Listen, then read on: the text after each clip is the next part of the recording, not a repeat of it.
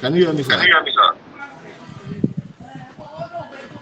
This call is now taking notes.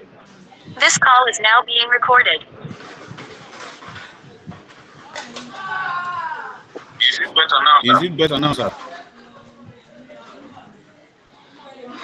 Yes, sir. I Yes, think sir. you're I think clear you're now. clear I'll now. take I'll every other take every person, so other person to continue. continue.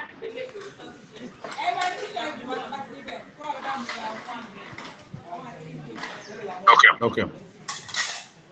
All All right. right. So So I I was was saying saying that that the other other person persons will will need need to to mute meet their their microphones microphones and and then we then need we to need to run as run as fast as fast as possible. possible. Already we Already are we are 9 minutes 9 minutes behind behind schedule. schedule.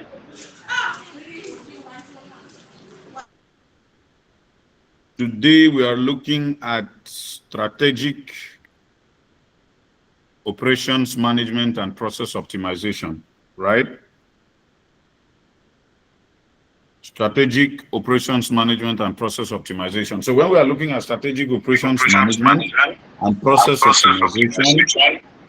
we're We're looking looking at at how how strategic strategic your your operations can operations be can in be in management management and how and you how can you can optimize the optimize the processes process that that you you use use in your in your hotel or hotel or hospitality hospitality facility, facility, whatever it whatever is. it is.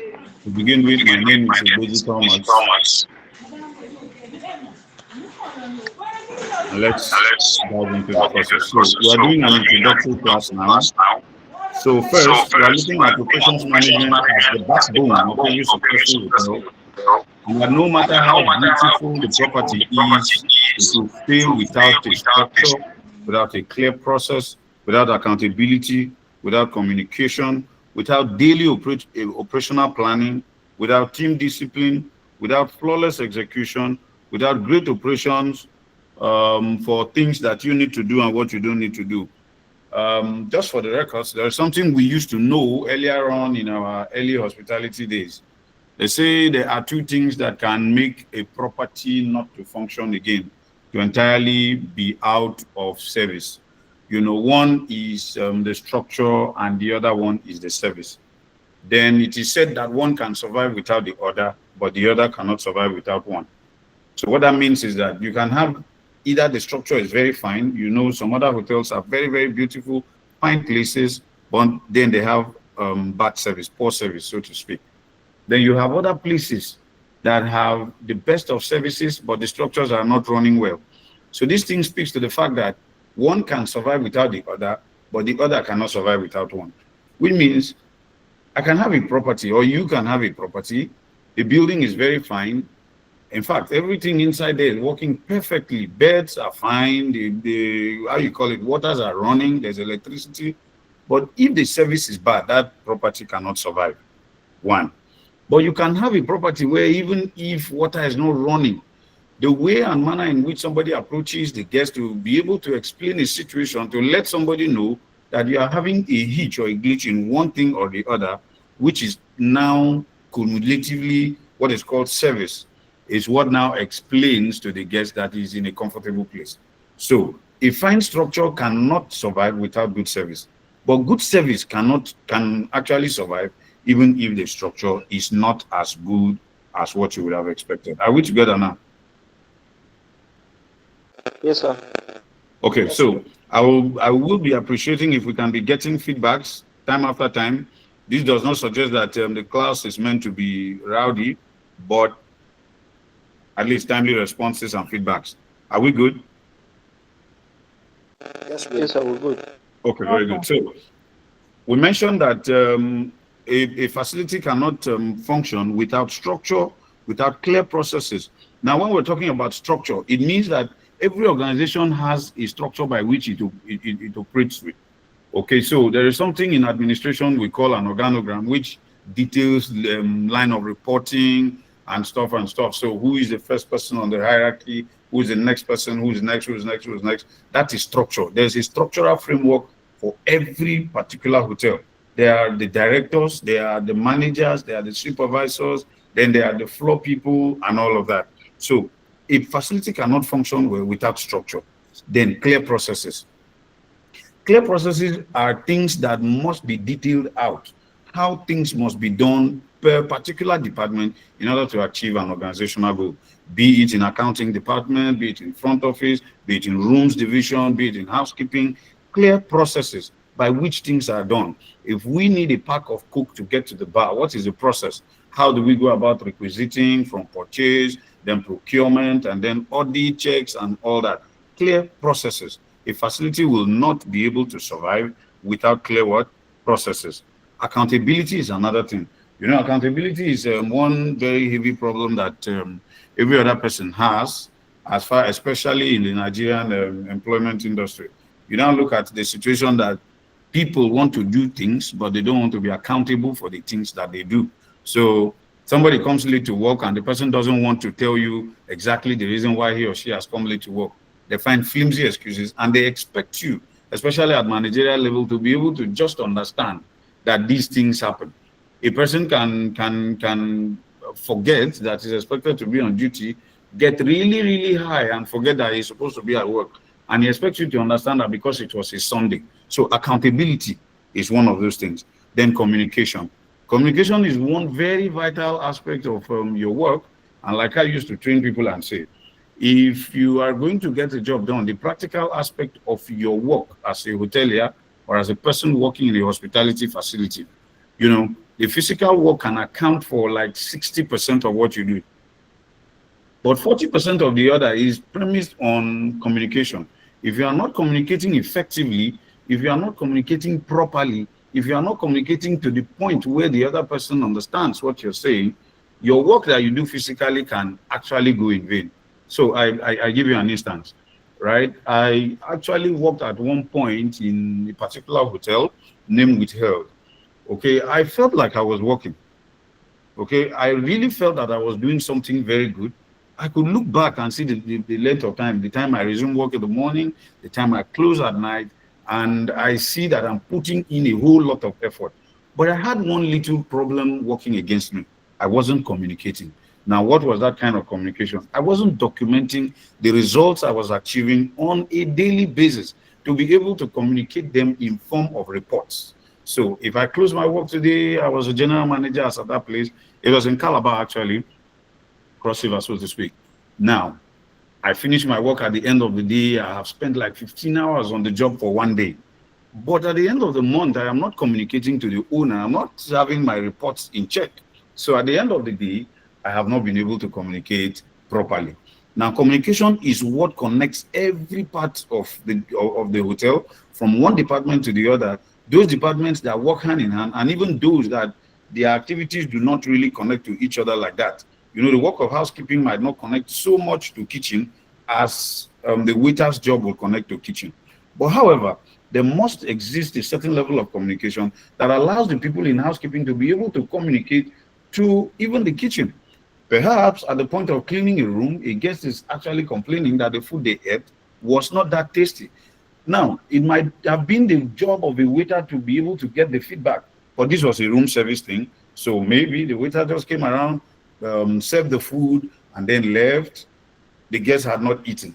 But as at the time the guests ate and left, the room service person is not the one that is coming there. But the housekeeper who came to clean the room is actually getting the feedback that the food was not as tasty as the guests would have expected. That communication should not be left within the ears and the heart of the housekeeper. It must be communicated back to kitchen. That's for effective feedback. So that's what I'm saying is communication is, just like we've written here, a fundamental part of what you'll be doing as far as your structure is concerned. So we move forward to some other thing. That's daily operational planning. Daily operational planning deals with how you're going to plan the entire process of your day. What exactly do you need to do per day, per time?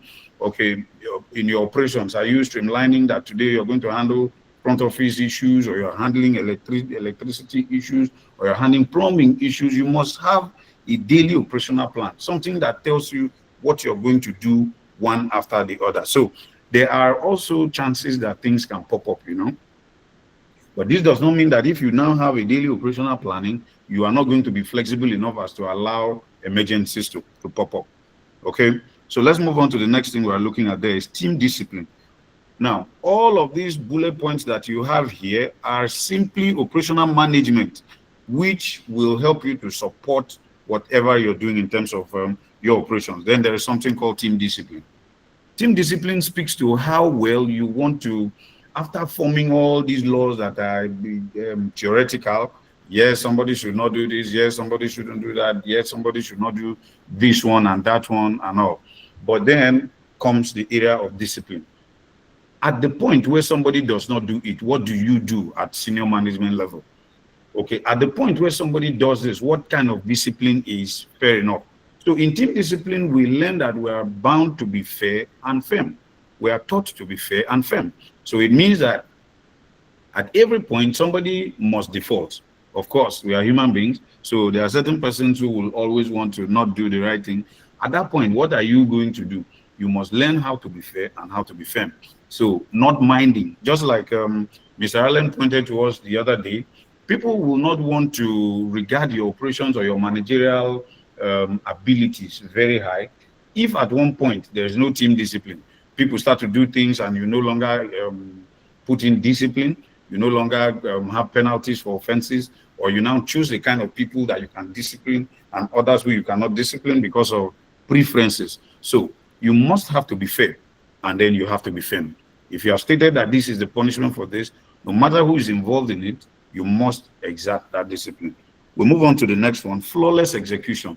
Flawless execution speaks to the fact that if there is something you have set your mind up to do, you must ensure that you limit the number of mistakes that are coming in terms of your service, food and beverages, housekeeping, front office, rooms division, whatever it is, maintenance and all that. So your execution of every task that is on your desk. If you're given a document, you have to reply to an email.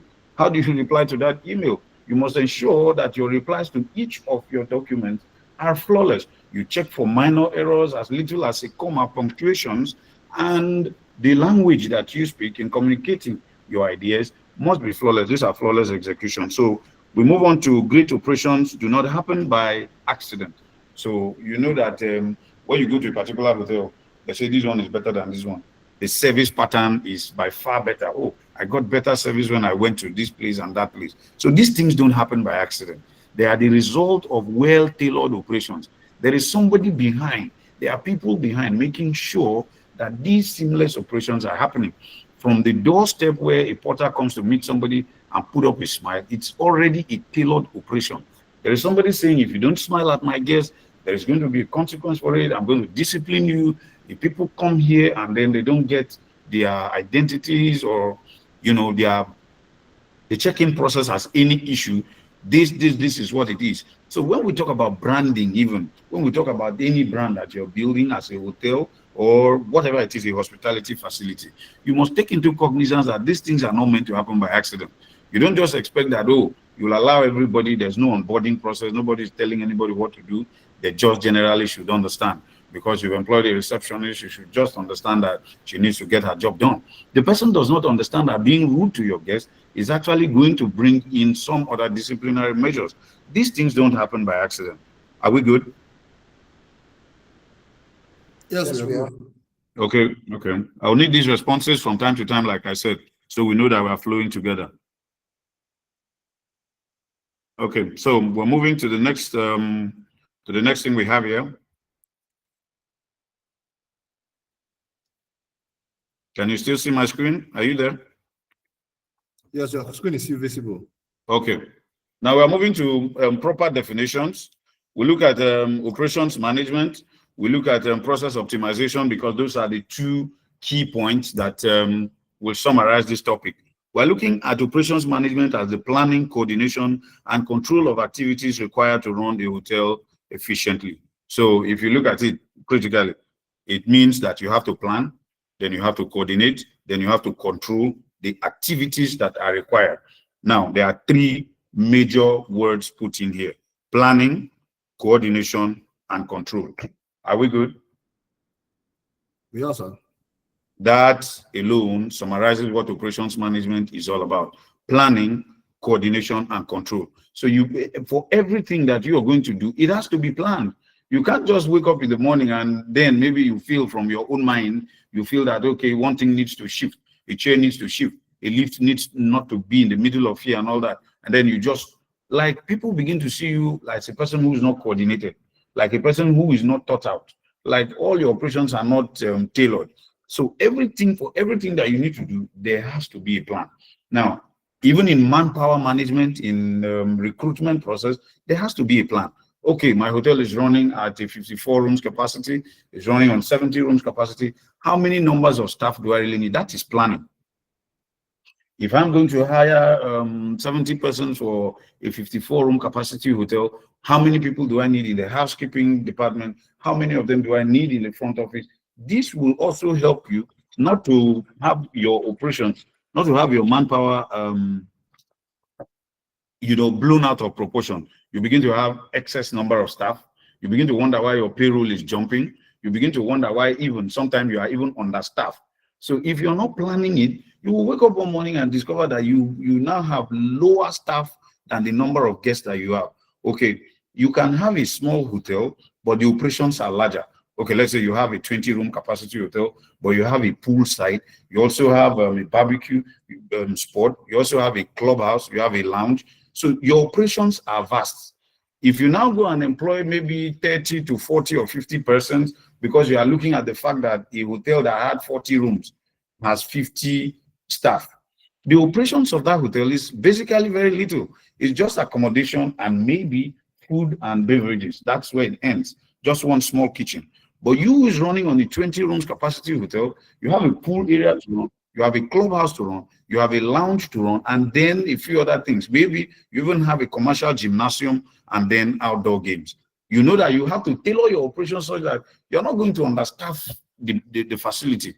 Otherwise, you will find out that your operations are now haphazard. It is not planned. Now you find a receptionist. That's why you go to some other hotels, lower standard hotels, you see a receptionist is going to serve beer.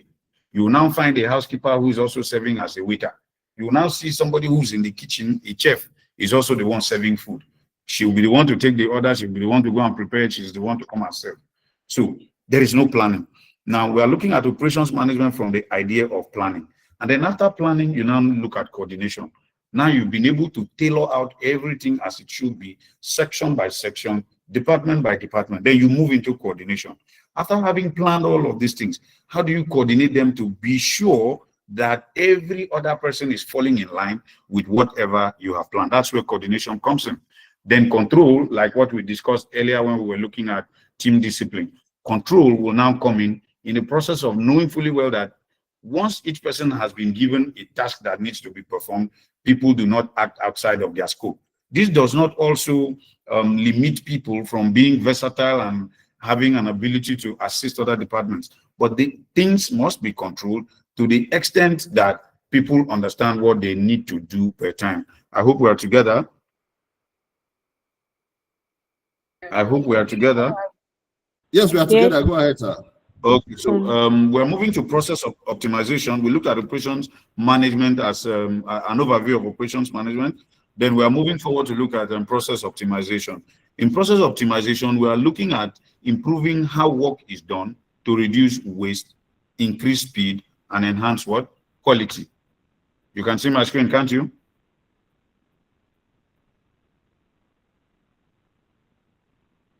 Okay, I take it we can see. So we are talking about improving how work is done to reduce waste. You know, in process optimization here, we are focusing majorly on how we can optimize all of these processes that we have been put in place in order to also maximize profit. Because the aim of every business, you will agree, in elementary economics or whatever you want to call it, the aim of every business is to make profit. So now, if you are a staff member of a hotel, or you are managing or running a property, the first things you want to do is to reduce waste, because whether we want to agree with it or not, employees generally will like anything that will create waste.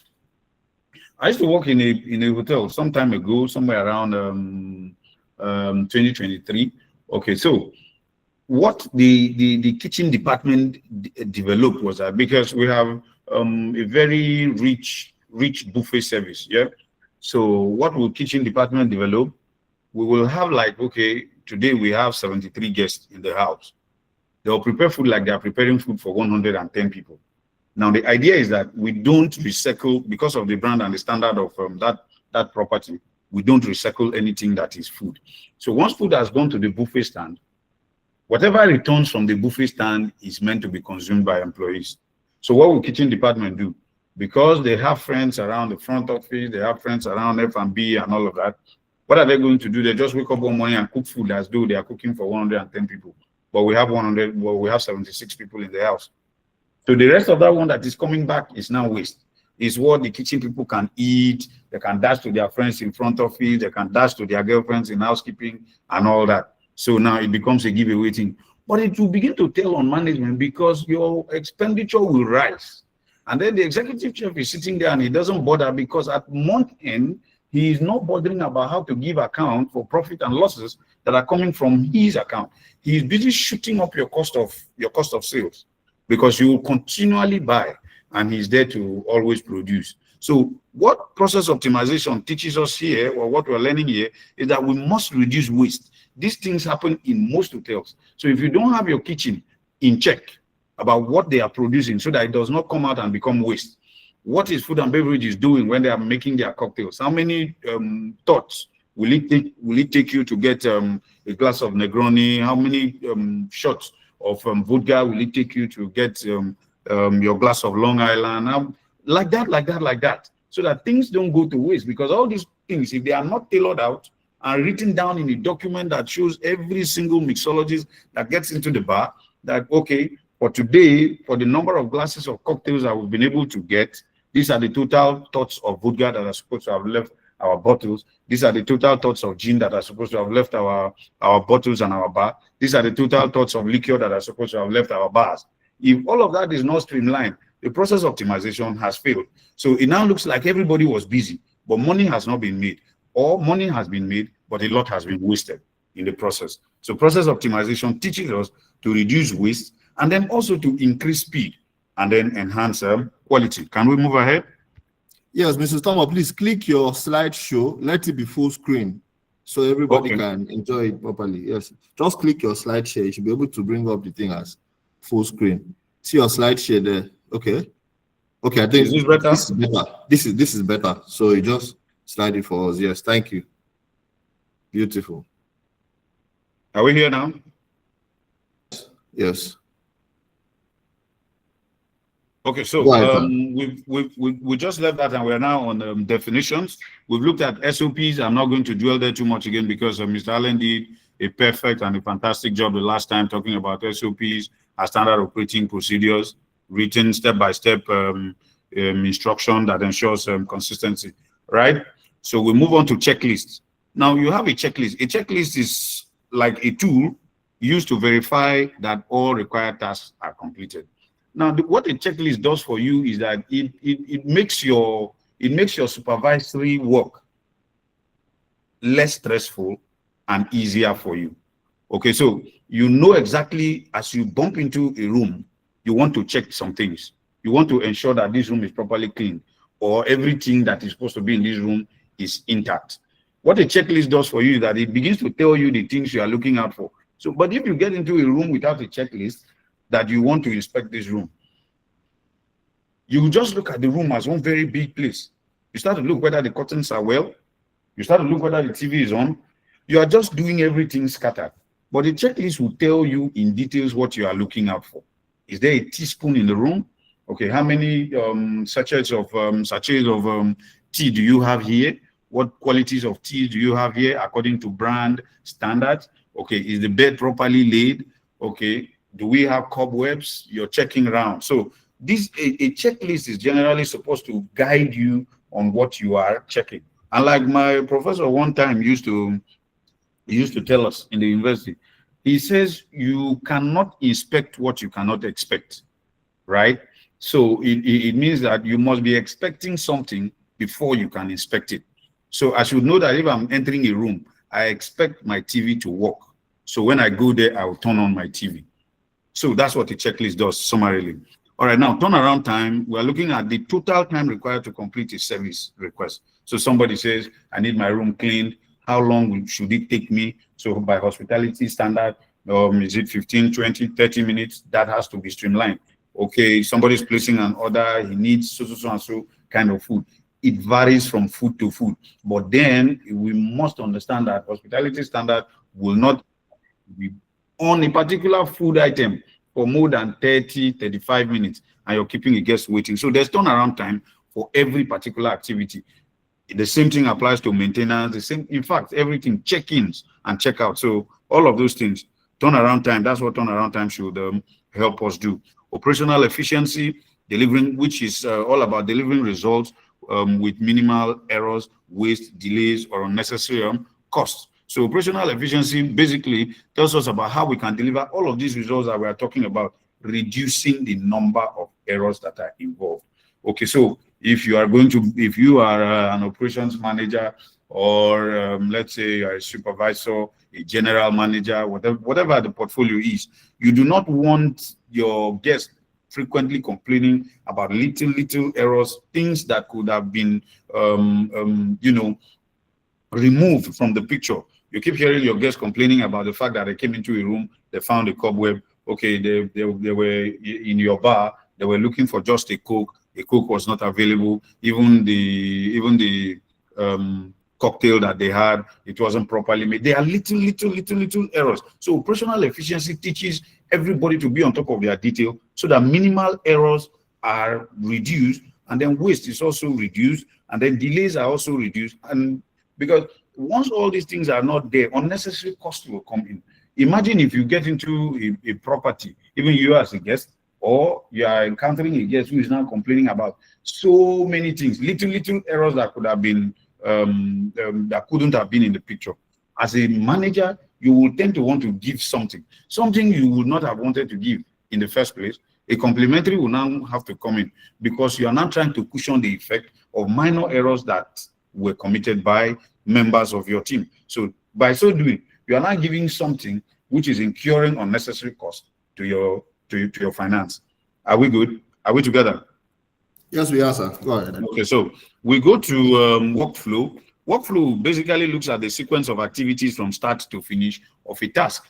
So in fact, that is self-explanatory. So what are you going to start with?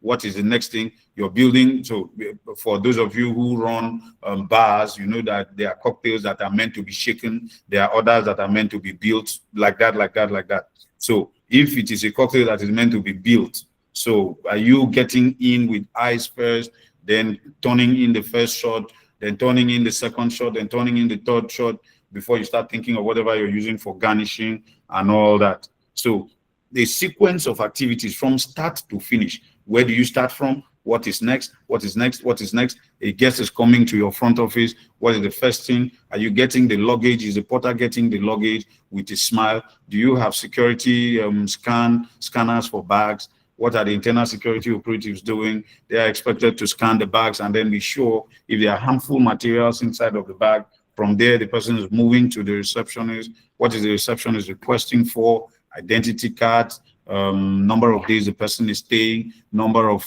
guests, maybe as a wife or children and stuff. So it should be detailed. The workflow pattern must be detailed such that everybody understands the first things that he's supposed to do and the last one that should come, so that it doesn't appear like, okay, a porter just went to carry the bags from the guest and jumped the security checks of scanning bags. The next thing, the guest is in front of the receptionist trying to get the details. Then the internal security is calling the person, bring back your bag, let us scan. So that makes everything looks like something jumped and something skipped. So workflow says that the sequence of activities must be detailed from start to finish of what? A task. Please let us move on. Are we good?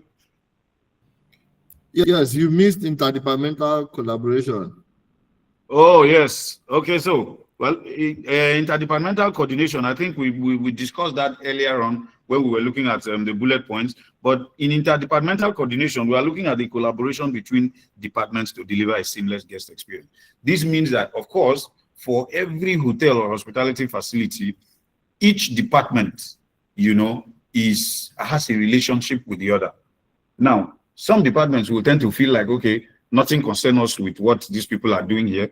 But In hospitality management, we are taught to know that right from the gate, there is a relationship that exists between the people at the security unit with the people at the front office, which enables security to even know if a guest is cleared of all his or her bills, outstanding payments, and stuff before they can even allow a guest to be out of the property. So these things have to be a seamless pattern, which is interdepartmental coordination. The property must be coordinated in such a way that each one of the departments understand what links him or her to the other one. What links a department to the front office. It might be looking like the waiters are more joined to the kitchen than the others, but yes, that is true. But after all bills have been accumulated from food and beverages, it is only right that they are posted, especially for hospitality facilities that use modern day property management softwares like Opera and all of that. So your food and beverage department must be able to post bills to front office so that if a guest is checking out at the point where the person, the room service staff that served that guest in the room has closed from work, the bills will always be there. But where there is no interdepartmental coordination, you now see that the guest checked out of the hotel and is still owing so many bills. Then days after the guest is gone, maybe he's having a fine time with his family at home, hotel begins to call. Oh, you didn't pay this bill. Oh, this bill is outstanding. And the guest begins to feel embarrassed. The next time he doesn't want to come to your property again, because while he was here, nobody was able to coordinate themselves in such a way that he could clear his bills and go away. Now he's at another place facing another business entirely. And then the hotel is now bugging him with calls about something that has passed. So interdepartmental coordination seeks to put all hotel departments in one space, such that what happens here is communicated to this side and all parties are seen as working together in order to achieve one goal, which is what? Guest satisfaction. Are we good? We're good, sir. Do we have any questions thus far, please, before we progress? So let's not just be running on the speed lane.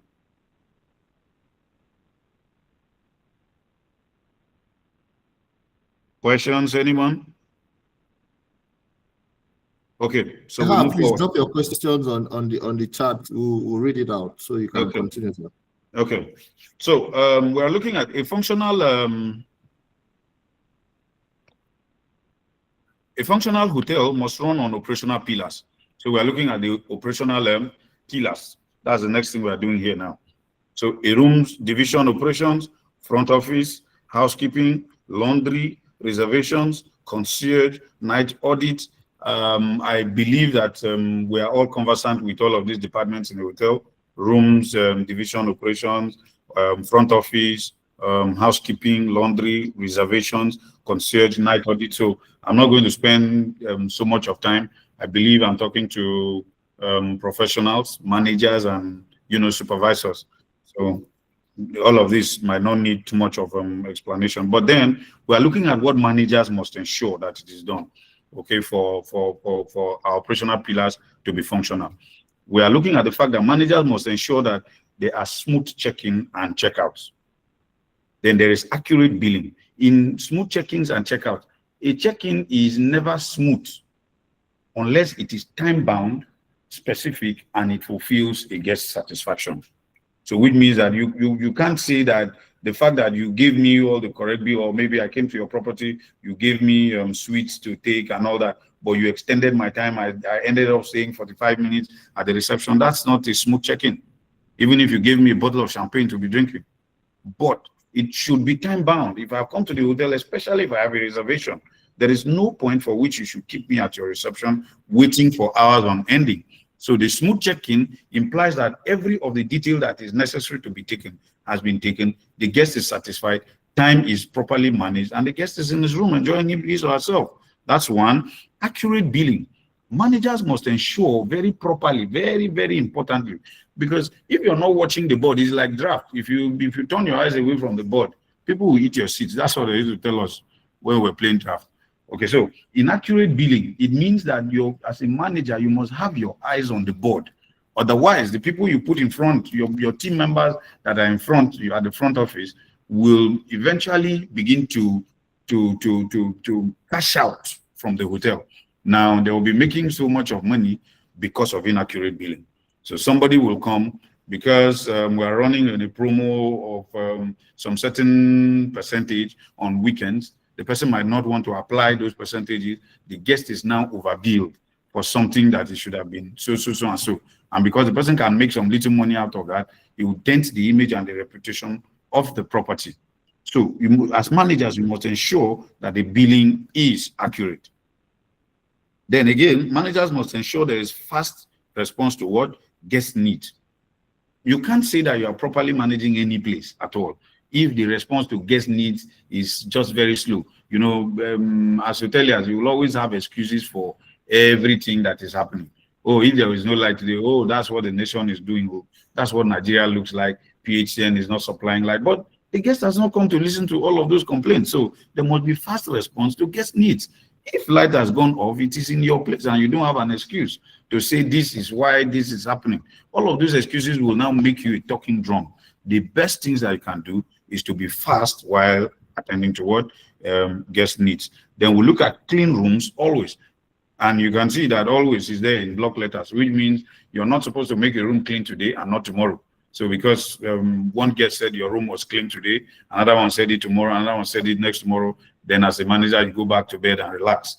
Then next week, guest begins to complain that the rooms are not okay. So it has to be what? Always. You must ensure.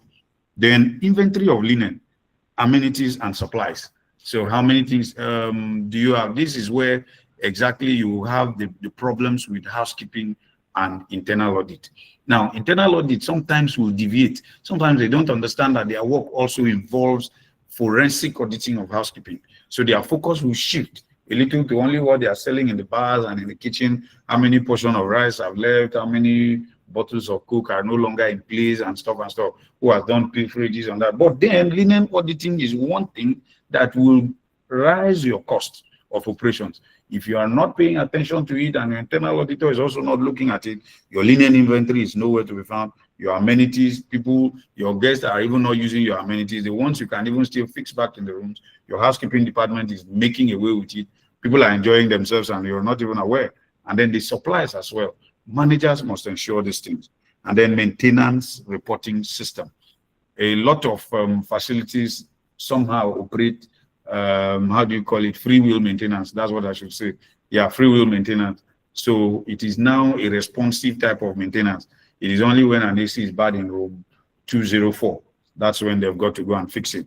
It is when a bulb dies in so and so. But then maintenance has to be maintained with a reporting system. So that enables you to know when was the last time the ACs, the general ACs of this hotel were serviced. It is from time to time. And then you now prepare a scheduled operation system that enables you know that it is every 3 months or 4 months, as the case may be, as applicable, as your equipment are good.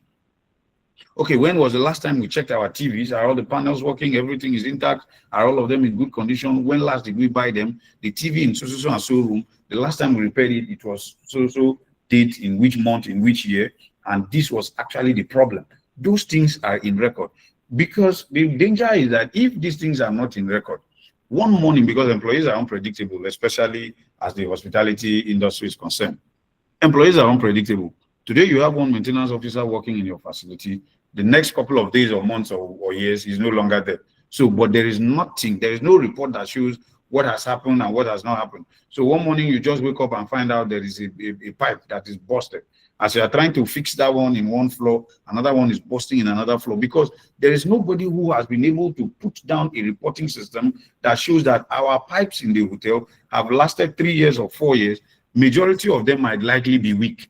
Therefore, there is a need for us to carry out routine maintenance and checks of all of our piping system for plumbing not to have issues. These are things we must look for as managers to ensure.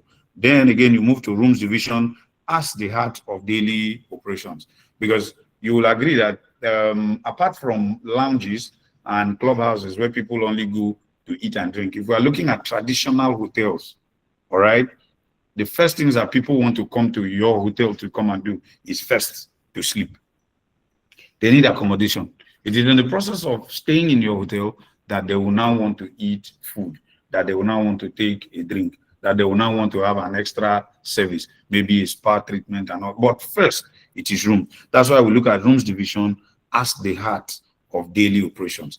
So if something goes wrong with rooms division, it's likely going to affect very many other aspects of that guest visit and reviews. So we must take rooms division into serious cognizance and be sure that whatever happens right from check-in, from the time the guest comes in, through check-in processes, through the time that the guest settles in, till the time the guest is about to leave, rooms division must ensure that everything that is going on with that guest is perfect. Are we good? Good, sir. Do we have any questions on the portal?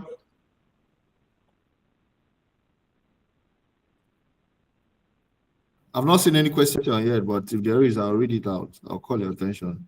Okay. So let's progress. We're looking at food and beverages operations, yeah? Now, we'll be looking at food and beverages operations to include your restaurant, your bars, your room service, your banquets and events, and then your kitchen, then stores. Okay, so like I mentioned before, when we are talking about the bullets from this left side, we're not going to be explaining too much because already we're talking to professionals who understand the meaning of all of these departments and people, the operatives that work here, from your restaurants to your bars, to your room service, banquets, your events, and your kitchen and stores. So it is believed that we understand this one. But we move to what exactly managers are supposed to enforce and ensure. So food quality and consistency. Now, when we look at food quality and consistency, most of the times it's difficult to achieve it with hotels that do not have standard operating procedures like Mr. Allen mentioned the other day. So in food quality and consistency, there must be a standard recipe that is developed. Now, what the standard recipe is expected to do for you as a hotelier or a manager, a general manager or an operations manager, is that it helps your guest to be satisfied at all times. So if I have a chef today who prepared amala at your place and I enjoyed what I ate, then the next time again I come, I refer my friends, if you go to XYZ hotel, you're likely going to have, okay, I love to have steaks, for instance. Okay, I love the T-bone I had the last time at XYZ hotel. Let's go there and have T-bone steak. Then you go there, the next chef that is there has no knowledge of what steaks are.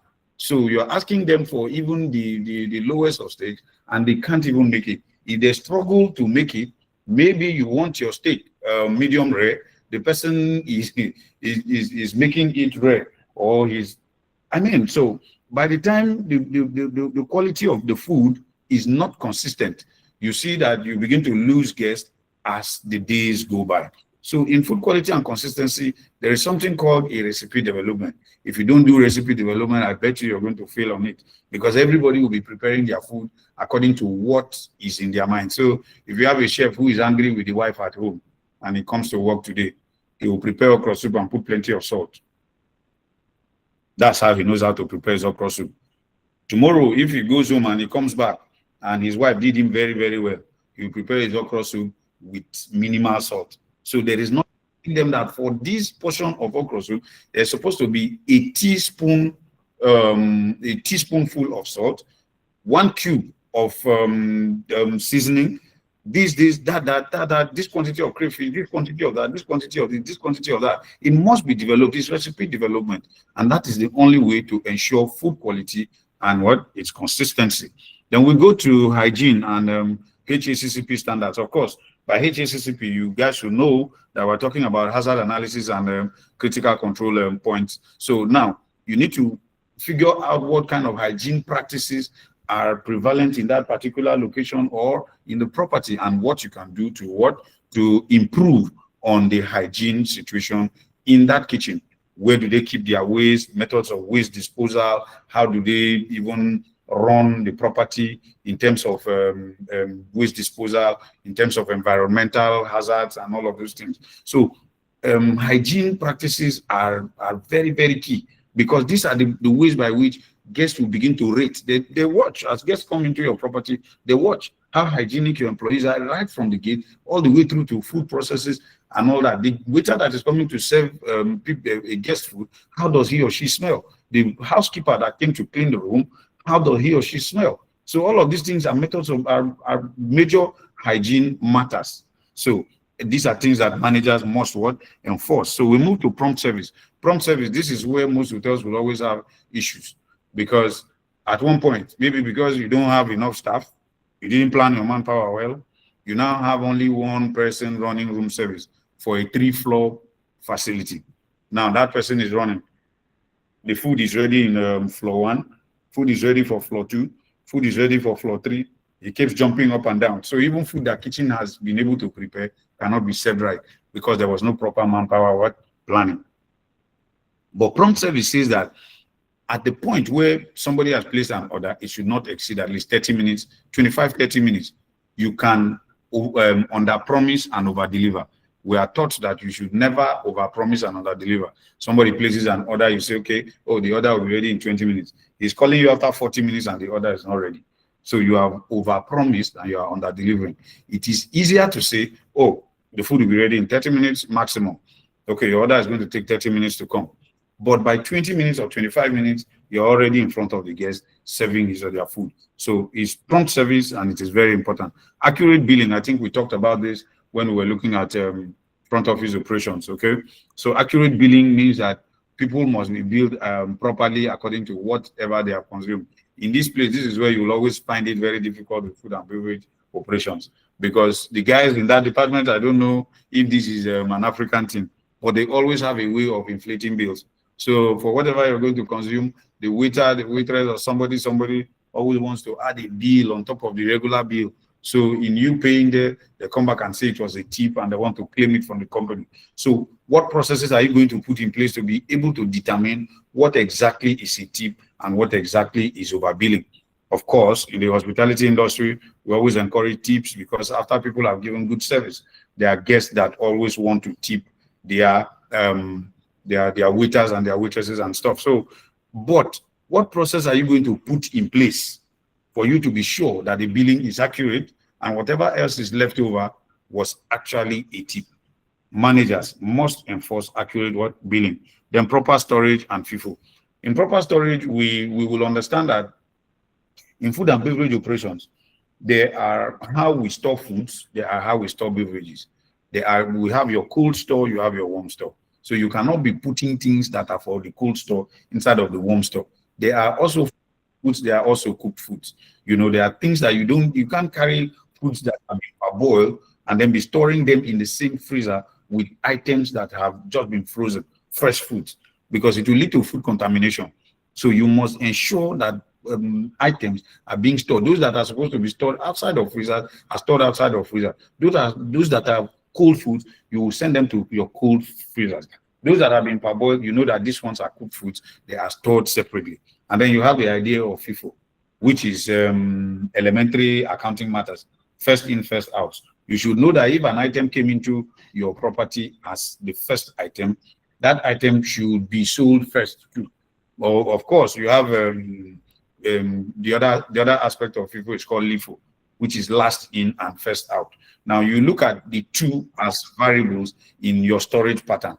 You want to know whether this item that it actually came last, but if you allow it to stay longer, it might go bad. So that's where the idea of LIFO now comes in. So you now have a last in and a first out. But if you have that all items are okay, stored under the same temperature, they can last the same period, FIFO now comes in, which is first in and first out. This thing has been here for quite a while. You need to push it for it to be sold before you bring in other ones or before selling other ones that are just coming in. Otherwise, some people have the idea of not storing your items properly. You see that as more items are coming, they are putting the ones that are under, they keep remaining under. Before you know it, that item goes bad right inside of your storage. You will have drinks that have been kept there. A pack of Coke that you bought maybe 2 years ago, it is still there because the new ones are coming and they are being stored on top of the old ones. Before you know it, after like 6 months, 1 year, that pack of Coke or 10 or 15 packs of Coke, they have expired. Your store is asking you what is happening. That is a terrible loss to your operations. Okay, let's move forward. There's effective menu engineering. Effective menu engineering, of course, for those of you who are very good with food and beverages, you will know that you must engineer your menu such that it meets your target guest. Okay, what kind of menu are you developing for the guests that come into your place. Your menu must be such that it caters for the needs of every guest that walks into your property, irrespective of tribe, irrespective of race, irrespective of color, irrespective of gender, irrespective of any other thing. So you must have a menu that caters for the need of your guests. And of course, you can't have effective menu engineering if you are not taking into cognizance the kind of guests that you're having in your property. Some properties are not as expensive as others, so you cannot begin to develop a menu that seeks to serve senators, House of Reps members, when the normal people you're having are the everyday travelers, maybe low-income earners. That's what your property is. So to have an effective menu, you must take into cognizance the category, the class of people that walks in and out of your hotel. You do that summary analysis, then be sure that whatever you're doing is going to cater for the needs of all of your guests. We can move forward now. So we're looking at engineering and maintenance. We're looking at the fact that these people need to be responsible for electricity, for water, for AC, HVAC, plumbing, kitchen equipment, facility upkeep, preventive maintenance schedule. Operational managers must ensure zero interruptions. That's the last line you're having there. So this one, summarily, like we have mentioned earlier when we were looking at what maintenance should do, whether it's going to be electrical or whether it's going to be water problem or whether it's going to be for kitchen equipment to plumbing, whatever, call it ACs and all of those things, right? The maintenance of your facility to be able to have a proper operations must ensure zero interruptions. It is not that at one point, okay, because like I mentioned earlier, electricity, because NEPA is not giving light this period, oh, that's why you don't have light in your facility. You can't explain that to any guest. That can't be the reason why you're going to turn off my light by 11 p.m. when I paid you for an entire day to be, or for an entire night to be at your hotel. So you must find a way, maintenance department must find a way that there are zero interruptions in between this. Some other properties have developed an auto pattern of switching off and on their lights. It does not really matter, or all these manual things. Oh, light went off. There is supposed to be somebody at the generator house who will go and start a generator and then start moving things up and down. People have developed automatic changeovers, whereas as soon as light drops, oh, the generator picks up on its own at once, and then it switches over. So that makes everything much easier. It makes your operations even easier for you to be able to manage. These are things that as managers you must recommend either to your owners or you yourself develop them according to managerial or directors approval. So that's for engineering and maintenance. Okay, we're looking at security and safety, which covers access control, emergency procedures, fire safety systems, incident reporting, CCTV monitoring, guest and staff safety. Safety by itself is a zero compromise area. So if you look at, if you have, you work for a hotel property, you know that security of lives and property is the major job of your security department. So it will be out of place to say that you have security and then time after time they are having incidences of maybe guests were rudely interrupted or people stole from your hotel. The security and safety department must be up and doing. So that's why you have things like access control, emergency procedures, fire safety systems. You must be ensuring also that your fire equipment are all well serviced in cases of emergency.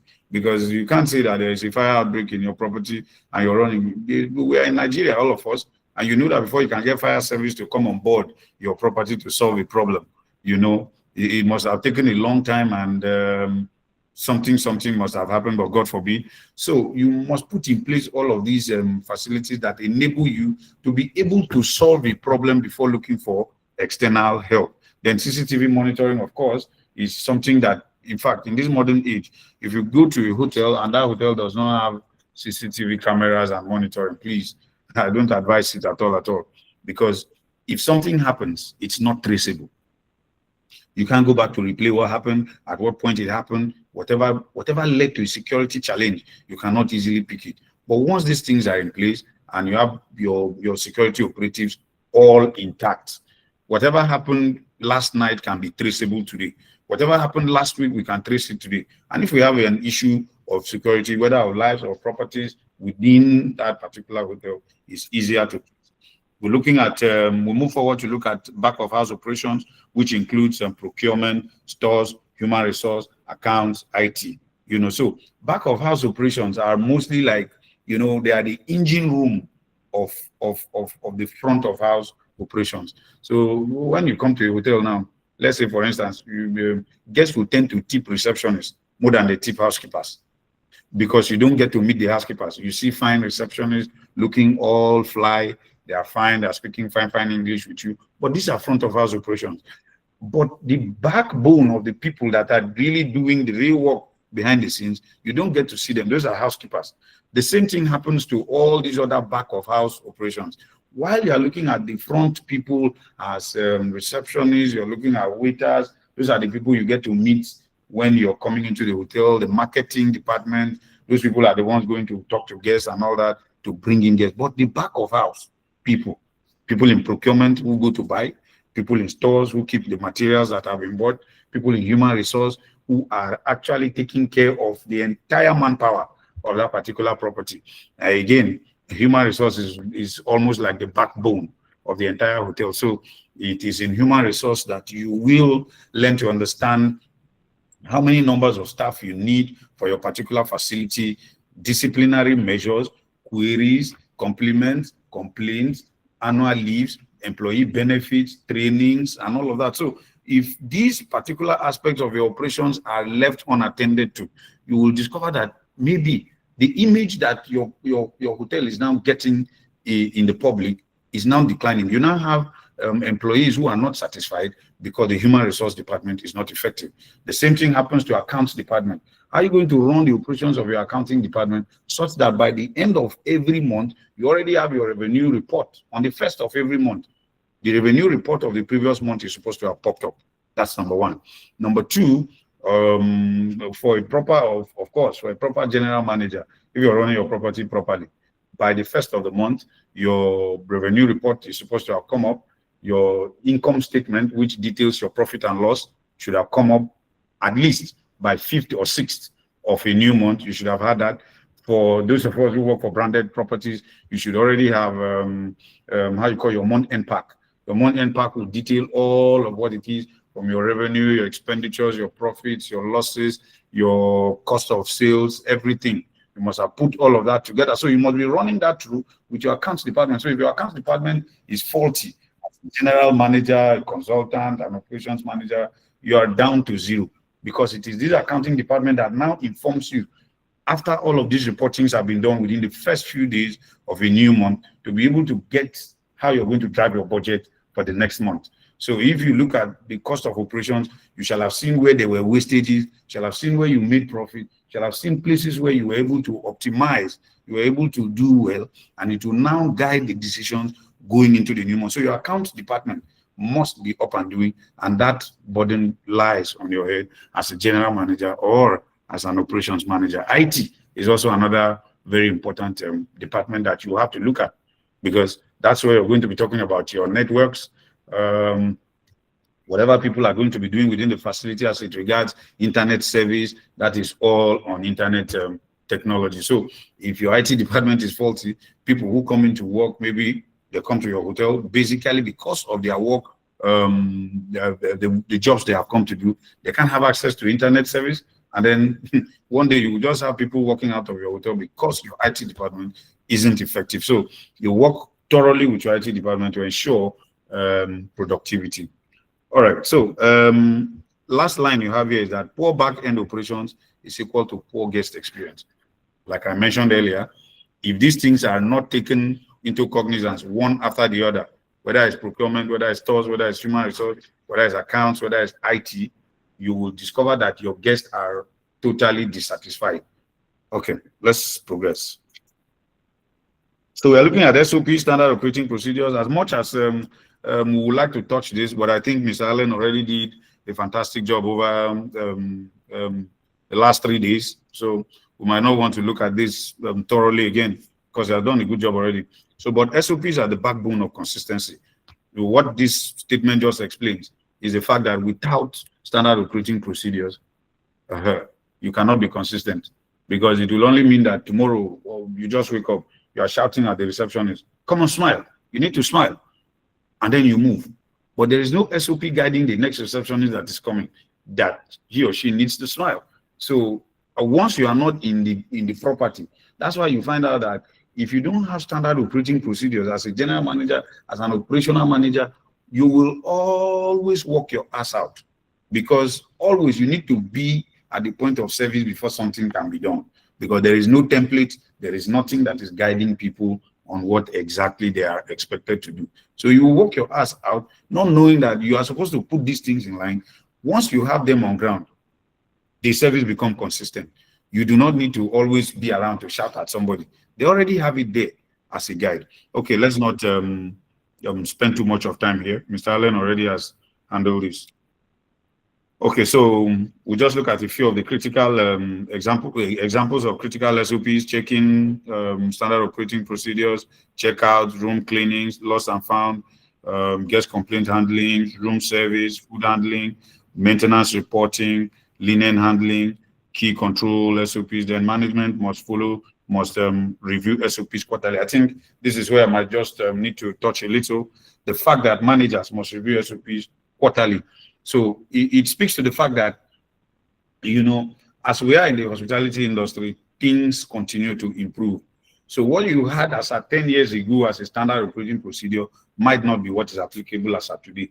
Maybe last time you knew that no hotelier is expected to sit while talking to a guest. You must stand all through. But maybe 1 year later, 2 years later, the world view of that particular situation later changes. So more and more employees are beginning to complain about rheumatism, arthritis, and stuff because they've been working in hotels for like 10 years and all that. So people are beginning to review. Then you now begin to discover that people are beginning to make changes. Okay, we can fix a chair or a stool at the reception, but it means that whenever a guest is around, you must stand and speak to the guest. And then as soon as the guest leaves your table, you can now sit, relax a little. So what this means is that managers must review SOPs quarterly. To do this, you must be abreast with latest happenings. You must be abreast with what is actually in vogue. So if you wake up one morning, it was the idea of keeping long notebooks in front of the reception and writing guest names and all that and letting guests sign. But now it has progressed beyond that. People are now beginning to develop property management softwares that allow everybody, even from my house, like me now, if I stay from my house, I can, with my system and internet, I can know how many guests have been checked into my property as of today. I can know how many guests are due out for tomorrow. So somebody does not need to even give me a report. If I click on my manager's flash, I should be able to get a rundown of whatever is expected for the next 3 weeks.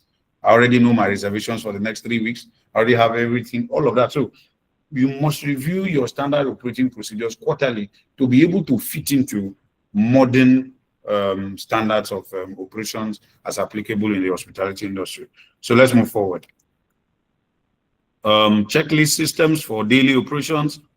We mentioned earlier when we were just beginning that without a checklist, you will look like a mad person going into your operations. You don't even know what you are starting with first. You don't even know what you are looking with first, what you are looking for last, and all that, which was what brought us to the idea of if you don't know what you are expecting, you will not know what to inspect. So we're looking at checklist systems for daily operations. So you need to look at checklists, what checklist does for you. It prevents forgetfulness. That's what we said earlier, forgetfulness and inconsistency. So you have types of checklists like for opening checklists, which are used at the beginning of every shift. You need to check who is on duty, who is not on duty as an operations manager, how many of your employees are around, how many of them are not around. Okay, for today, you're having a banquet setting, you need at least 3 to 4 waiters already here. You need like 2 to 3 other takers. Are they on ground? You need 4 to 5 bartenders, and then like that and like that and like that. So you need that opening checklist to be used at every shift. If you are going back to your front office, how many receptionists do you have? The fact that you are going to have massive check-ins today and you're going to have massive checkouts as well tomorrow, this means that you need enough people on your afternoon shift because there are a lot of checkouts. So people are bound to start leaving the hotel by 1 o'clock or thereabouts. So you're expecting massive checkouts. You need to increase the number of porters that you are likely going to have so that your porters can be able to check out your guests. Okay. All right. So there are restaurant opening checklists, there are reception opening checklists, there are housekeeping morning briefing checklists, and so on and so forth. Okay. Then we move on to the next things. You're looking at running checklist, which ensures continuous performance during operations. Lobby inspection checklist. Well, when you are going through your lobby, what are you looking for? Are your rugs intact? The lights on your walkways, are they looking really fine?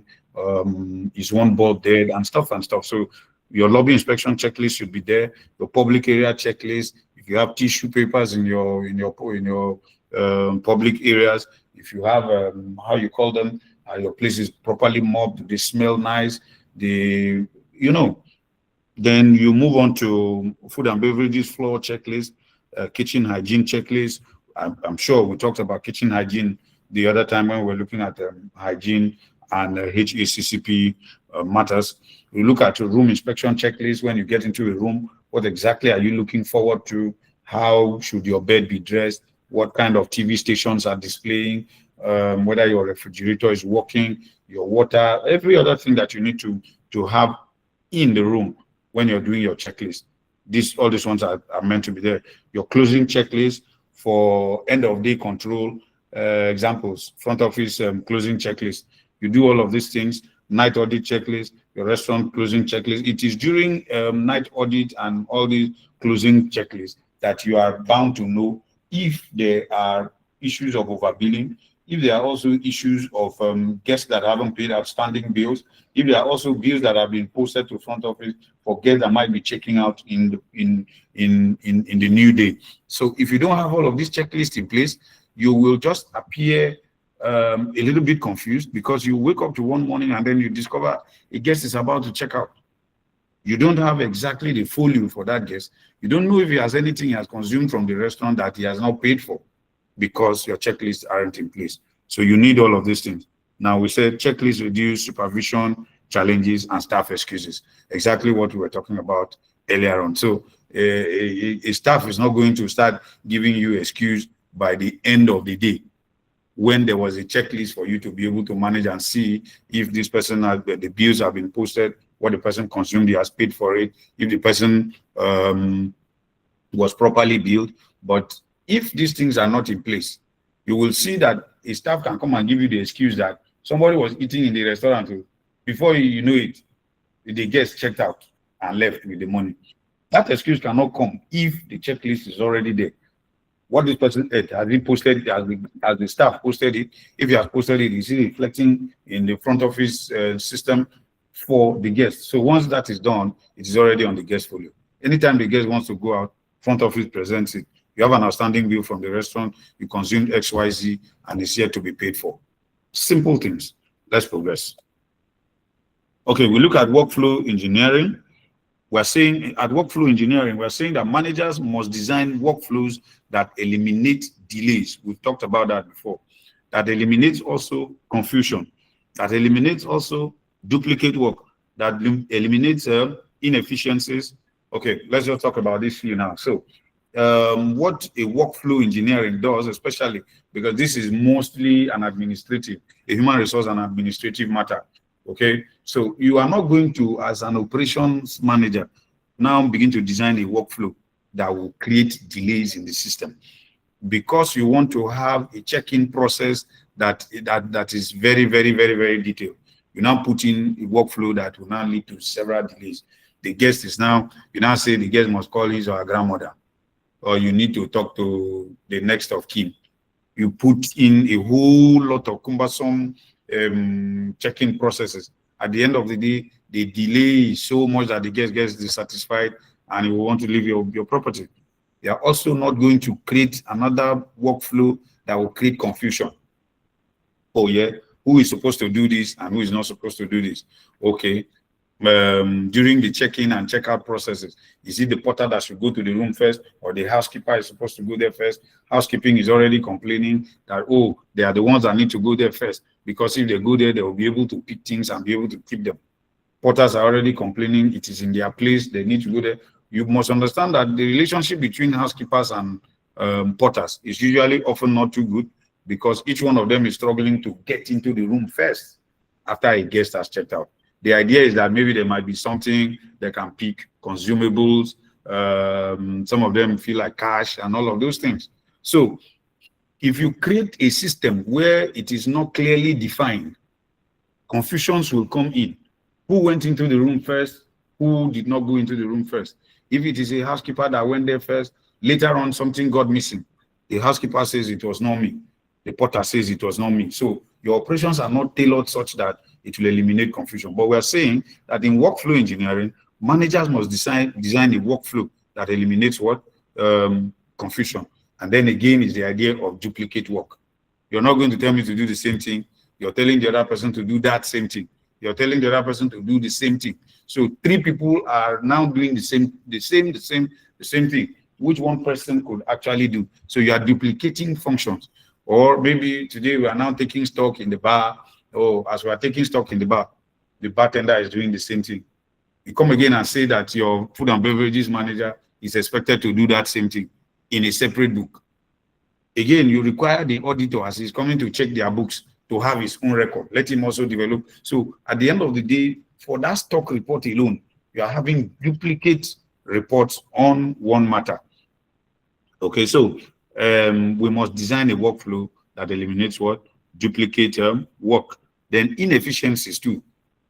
Whatever workflow you are going to develop, it must be such that it will encourage efficiency and eliminate what? Inefficiency. By inefficiency, we are saying that people are not people are not getting their jobs done very, very effectively and very, very well. So whatever workflow you are going to design as the manager, general manager, operations manager, whatever it is, consultant, you must design a workflow that what encourages efficiency. Okay, so for housekeeping workflow, you want to take the aspect of assigning, cleaning, inspection, release, communicate, and update what systems. It means that with this simple chain, you are expected to assign, because if you don't give anybody an assignment, it will be difficult for you to even inspect or monitor whatever people are what doing. So you must assign. Once you have assigned, the people must clean. Once they have cleaned, there is a space for you to inspect, to come and check what they have done. You release, then you communicate, then you update systems, because you must update whether a particular room is actually how you call it, is it vacant clean, is it occupied dirty, is it occupied clean, is it out of order, is it a do not disturb room. You must be updating your systems time after time. So for whatever workflow you're engineering, you must make sure that these things are kept what in perspective. Let's run on. We talked about the housekeeping workflow until I think we have discussed this already: assign, clean, inspect, release, communicate, and then update systems. Then the B part of it is maintenance reporting workflow. You must discover a fault, you must lodge a ticket, you must assign a technician, you must resolve, you sign off, and then you update the log. Believing that I'm talking to managers, I don't think any of these things is too difficult here to understand, but let's just reiterate for emphasis. Your maintenance department must discover a fault, because if they don't discover a fault, then there is nothing to be treated. So they must discover the fault, and once they discover the fault, they must log a ticket, which means that they are already up on the matter. This exactly is what is wrong. This is where the difficulty is. Then after that, you must assign a technician. There should be somebody. Don't just say because you have maintenance people, like up to 6 or 5 of them on the property. So we have discovered that water is not running on the 3rd floor. So you have told them as a manager, that's okay. You go to bed and sleep. You must assign a particular technician. Otherwise, you might come back a day later, 24 hours later, that same problem that you left yesterday is still there. And then you now begin to call. The next thing you will do is you will resort to shouting. Why did they not fix this thing? I thought I told you people this and that and that and that. You did not assign a particular person to handle that situation. So it's like a door where plenty goats are living in. The moment there is no particular goat that is assigned to lock the door, majority of the time, they will always sleep with their doors ajar. So it's an African proverb anyways. So you must assign a particular technician for each problem that you have. And then once that problem is resolved, you make sure that you sign it off, that this matter has been sorted, and then you update again your log. Okay. So for restaurant workflow, you might want to look at the ideas of to take order, then you punch into POS, then you communicate to kitchen, then you serve the order once it's ready, then you check back to be sure that the guest is comfortable and enjoying their order, and after, or enjoying their meals. And after that, you want to clear the tables, and then you present your bill. So well-designed workflows reduces errors and does what? Increase speed. Okay, communication systems in operations. And we mentioned that poor communication will lead to operational what? Chaos. If we are not talking, if the pattern of communication is not okay, is not accurate, hey, we're going to have operational chaos, because that is when a waiter will go and place an order in the kitchen. The guest is saying, my food should be less spicy because maybe I have ulcer. I don't want to eat anything pepper. So he says less spicy. Because the waiter or the other taker is running, there's another guest that often gives him or her tips. So he's not communicating the proper thing to kitchen. Kitchen will now prepare the food. Let's say it's penne arrabbiata, for instance. Let's just say you have to serve a penne arrabbiata, and the guest says, I want it less spicy. Ordinarily, arrabbiata should come a little bit more spicy, but the guest is saying for health reasons, he wants it less spicy. The waiter is not communicating that. He just comes to write penne arrabbiata and leaves it in the kitchen. The chef picks up the order, believing that that arrabbiata is meant to be a bit more spicy. He goes ahead and prepares it. Then in the process of serving this order, the guest rejects the order. There's poor communication. You now begin to experience what you have here as operational what? Chaos. That's when we say poor communication is equal to what? Operational chaos. So to limit this, we have critical communication what? Tools. One of them is daily briefing. You can't do that. You can't do without that, sorry. You can't do without daily briefing. You have to call the members of your team, pump them up, push them, motivate them. You see them every day, and then you cheer them on. The moment they feel your vibe, they feel you doing things with them and through them, they will want to sit up if they have other faulty or gray areas that they need to cover up. So daily briefing is something you can't do without. Then WhatsApp operational group is very important too. So you can open a WhatsApp group, but fortunately, WhatsApp has come in handy to help every aspect of communication in life now. So you open a WhatsApp group, little thing, you drop it there. If somebody sees a plate or something, a ball that is dead on the third floor, somebody takes a picture of it and then flags it off in the WhatsApp group, and everybody gets their hands on deck. The next thing is a walkie-talkie communication. If you have that, for properties who still use a walkie-talkie, or you have your intercoms, you can easily communicate during operational hours. Then you now have departmental meetings. Of course, you should have departmental meetings. I encourage facilities to always have departmental meetings at least once a week. So you need to have the members of your team, put them together once a week, let them discuss, let them tell you their challenges, the troubles that they have. For me, I design a pattern that works well for me. Have all my managers on one seat in the mornings on a Monday. So I expect that my own managers are also supposed to take care of their departments, have one meeting at least within the week, so that when they are coming to me by Monday to have a management meeting, they are bringing to me the total of the issues they must have experienced in their respective departments, and then we now begin to proffer solutions. So departmental meetings, at least once a week, let them have those. And then handover notes, very important. People will always want to leave things to chance. Oh, it looks like this thing. Everybody go know now. Everybody is supposed to know this thing. But when they are handover notes, it tells that the guest in this room is still owing 1 naira or 2 naira, so that the next person that is coming on shift will always know. Okay, while we were on shift today, the shift was successful, but at some point there was a leakage in room this, and that. The person that's coming to take over from you now understands that there was a problem in that particular room, so he understands how to face the guest in case the guest is coming down to ask for anything, and maybe the guest is sounding a little bit impolite. So you understand that he's already aggrieved by a particular situation. This is what handover notes is expected to do for you. It gives the person that is taking over the job an ability to understand whatever had transpired, the trajectory of events from the previous shift.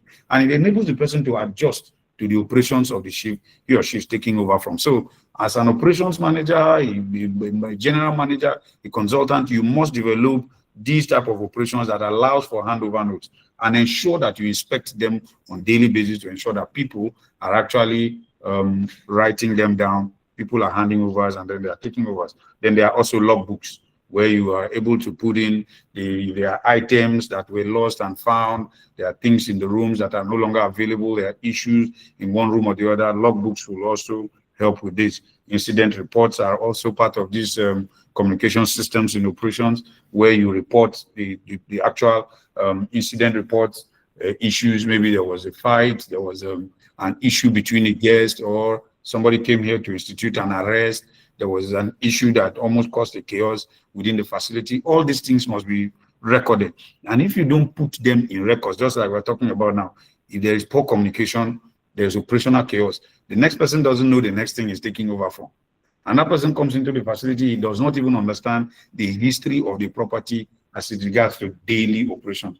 But if you have all of these communication tools in place and you are inspecting them on a daily basis, you see that your operations become less difficult for you. You have more time for yourself. Then interdepartmental memos, you need to communicate. So it's not every time you need to come and sit down and call a meeting, meetings upon meetings. People will get tired of meetings, of course. So if you are going to have departmental meetings, then there's a management meeting, then there is this meeting, then there's briefing. You must develop such an operation that you can easily do interdepartmental memos. You can send out memos to your people. You can let them know about something. You can send a message to the manager of a department and tell him to publish it as a memo for their department. And then once that is done, then you have a general notice board. Send memos there. Let people be able to read through with different adjustment per time. You don't necessarily need to call the entire hotel or the entire facility or building to one meeting to announce a little thing. This is what interdepartmental memos will help us to do. Okay, are we good? I've been talking for a while. Are we together? Yes, sir. Yes, we are. Okay, I just wanted to be sure. So let it not just look like some people ran away. Okay, let's progress. All right. We're looking at the next thing, which is time management and turnaround times. Are we good? Yes, we Yep. are. Go ahead, sir. Okay. Yes, sir. All right, good. So remember, last time when we were talking about housekeeping operations, we talked about front office related to food and beverages operations. We talked about time frames that are required for each of these services and the need for us not to overpromise and underdeliver. So at time management and turnaround times, we're trying to look at generally acceptable turnaround times for each of these items, hospitality-wise. Okay, we're looking at room cleaning. Room cleaning should take maximum of 30 minutes, a minimum of 20 minutes. It is minimum 20 minutes because you need to take your time to look at all the corners, to look at all the equipment in the room, from airing to cleaning, to ventilation and all of those things. So minimum of 20 minutes, maximum of 30 minutes. So if you have it for 30 minutes, but then there are exceptions. Like I say, to every general rule, there are exceptions. So we can understand that sometimes a room must have been, overused. Let me make use of that word. There are certain guests that will come to your property and they will not want to use your room decently. Some will smoke, some will do all manner of things. So before you clear that room, it might take you another 35 minutes, sometimes 40 minutes. But we are saying under normal circumstances, 20 to 30 minutes. Then for room service, 25 minutes. Then response to complaints, 10 minutes. Engineering fault response, 15 minutes. Email replies, 30 to 60 minutes. There's a reason you have email replies for these length of hours, because as an operations manager or a general manager that you are, your job is not just to come and sit down on the chair and keep looking at your bills. You're walking around because something could be happening on the third floor. You will go. Somebody say something? Oh, go ahead, sir. Go ahead. Okay. So you could have a fault on the third floor and you're there. A mail pops up down here in your office. Then you move from that third floor. You hear that you need to solve a problem at the reception. You jump down to the reception. You now have that something is happening around your bar. You need to go around your pool. So you will discover that you must have turned around. You must have gone around to 1, 2, 3, 4, 5 departments and then you're coming back. So a mail could have been there for 30 minutes and all that.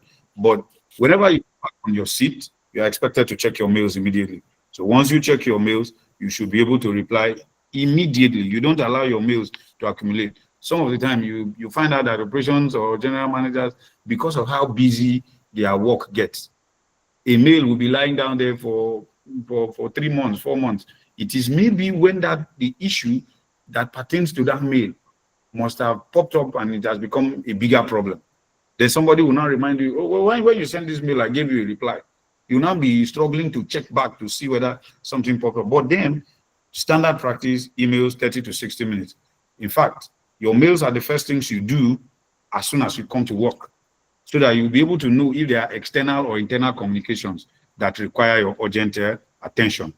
Then your mails are also the last things that you do before you leave office, so that you'll be sure if there is something that you still need to maybe extend a little minute, or there is something you need to start to plan ahead of the next day as you're returning to work. So mails should form part of the first things and then the last thing. So 30 to 60 minutes for email replies, then check-in 5 minutes.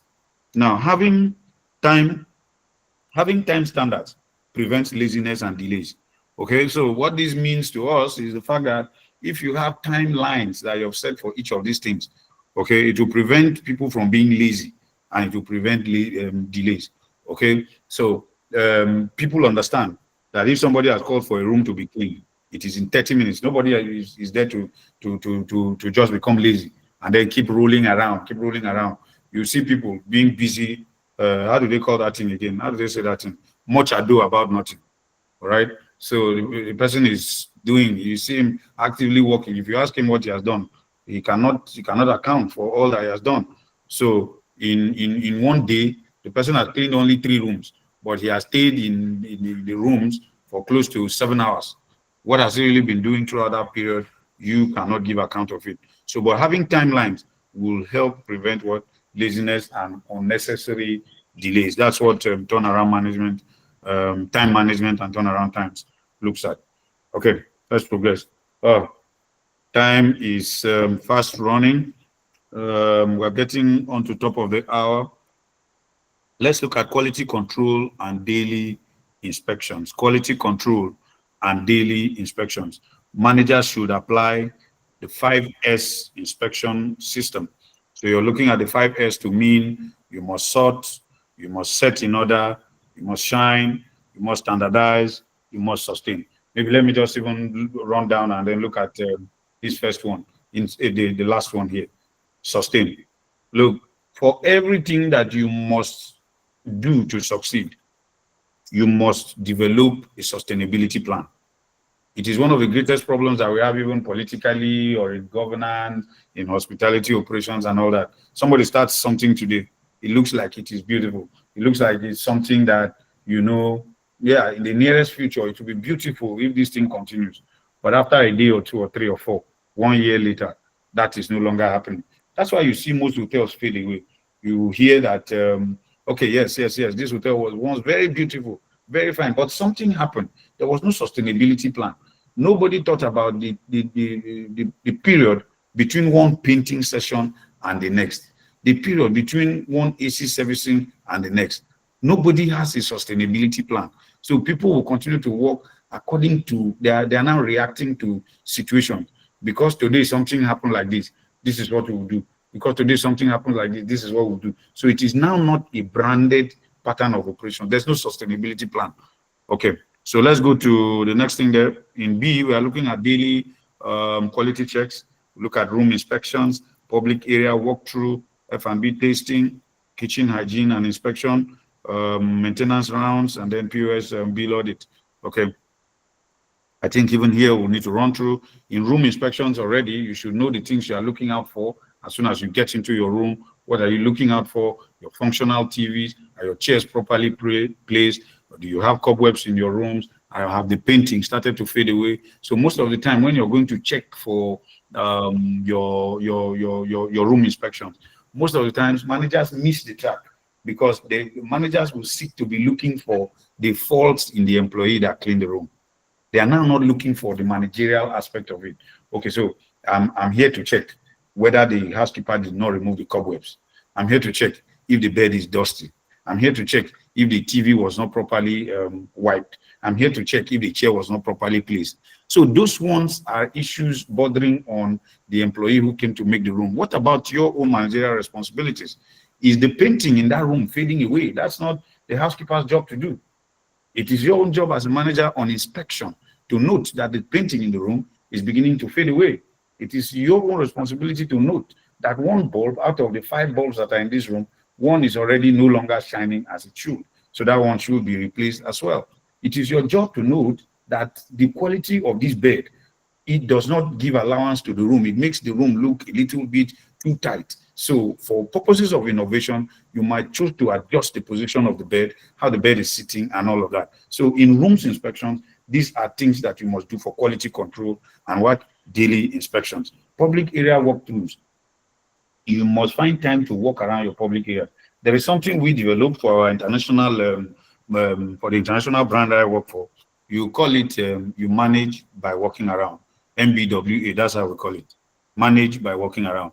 You can't get it right if you are just the sitting manager. You must manage by walking around. So from time to time, you're on your feet, go through your public areas, go through your floors, go through in fact, every aspect of the company or the organization. That's what keeps you far ahead of even your employees and your managers. Before your managers get to know a particular thing, you're already miles and miles ahead of them. So food and beverage tasting is also another aspect of this. Daily quality checks. You should be sure what kind of food is coming and is leaving your kitchen. Of course, you cannot taste everything that comes out of the kitchen. Otherwise, you will go home. I don't know how to say that, what your stomach will be telling you. So, but from time to time, you must ensure that the quality of food that is coming out of your kitchen meets the standard of your guests. And you can also get that through the reviews that you get from your guests, the reviews that you get from, you can get a whole lot of your people, members of your team, to do that testing. It must not be majorly you, because if it is only you doing it, you have your stomach filled and you cannot taste any other thing. And somehow, something will interfere with your taste bud. Because if you just finish tasting something that is bitter, they are giving you something sweet the next minute, you might not be able to assess it very properly. So how about having your food and beverages manager as part of your food and beverage tasting team? How about having your executive chef as part of your food tasting team? How about having your quality assurance officer as part of your food tasting team? So as food is leaving, let's say food and beverages manager, please check for this portion of chicken that is served here. Does it really taste nice? Check the sauce that is going out. You quality assurance officer, executive chef, please check our pasta. Does it like that? But there must be food and beverage tasting.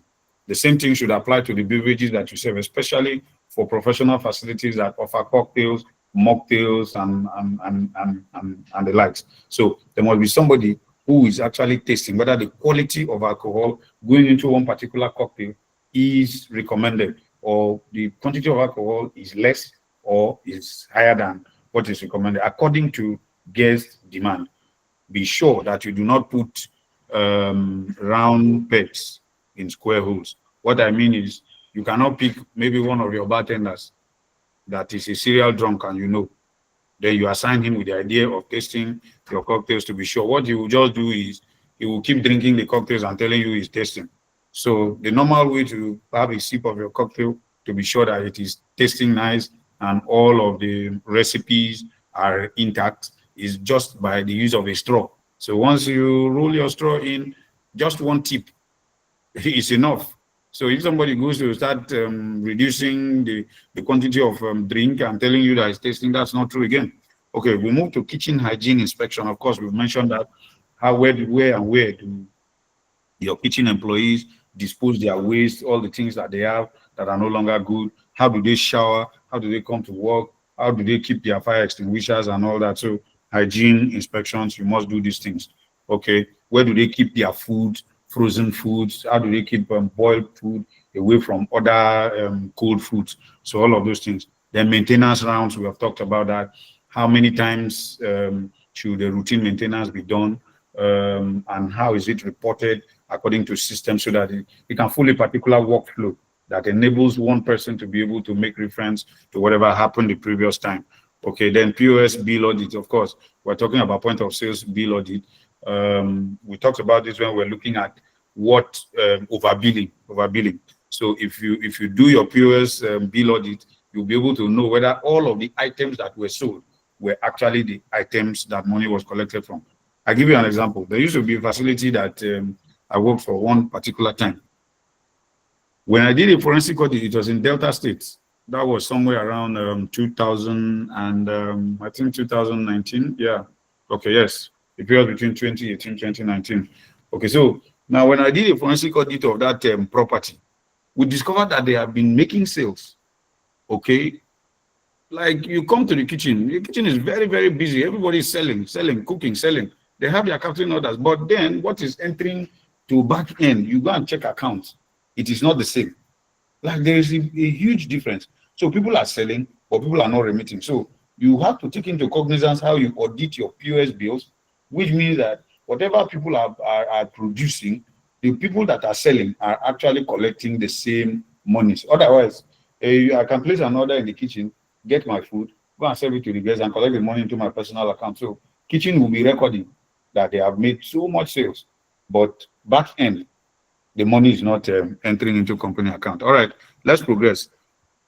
We are looking at weekly departmental audits. So what weekly departmental audits will help you do is that it will evaluate POS SOP compliance, grooming, waste levels, service quality, and what documentation. Okay. Let's move on. So we're looking at next slide. With me here is waste reduction and resource management.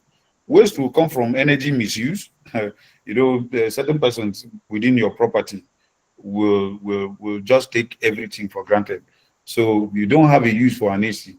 Somebody is leaving the office, maybe your managers. They feel like maybe they are some kind of big men.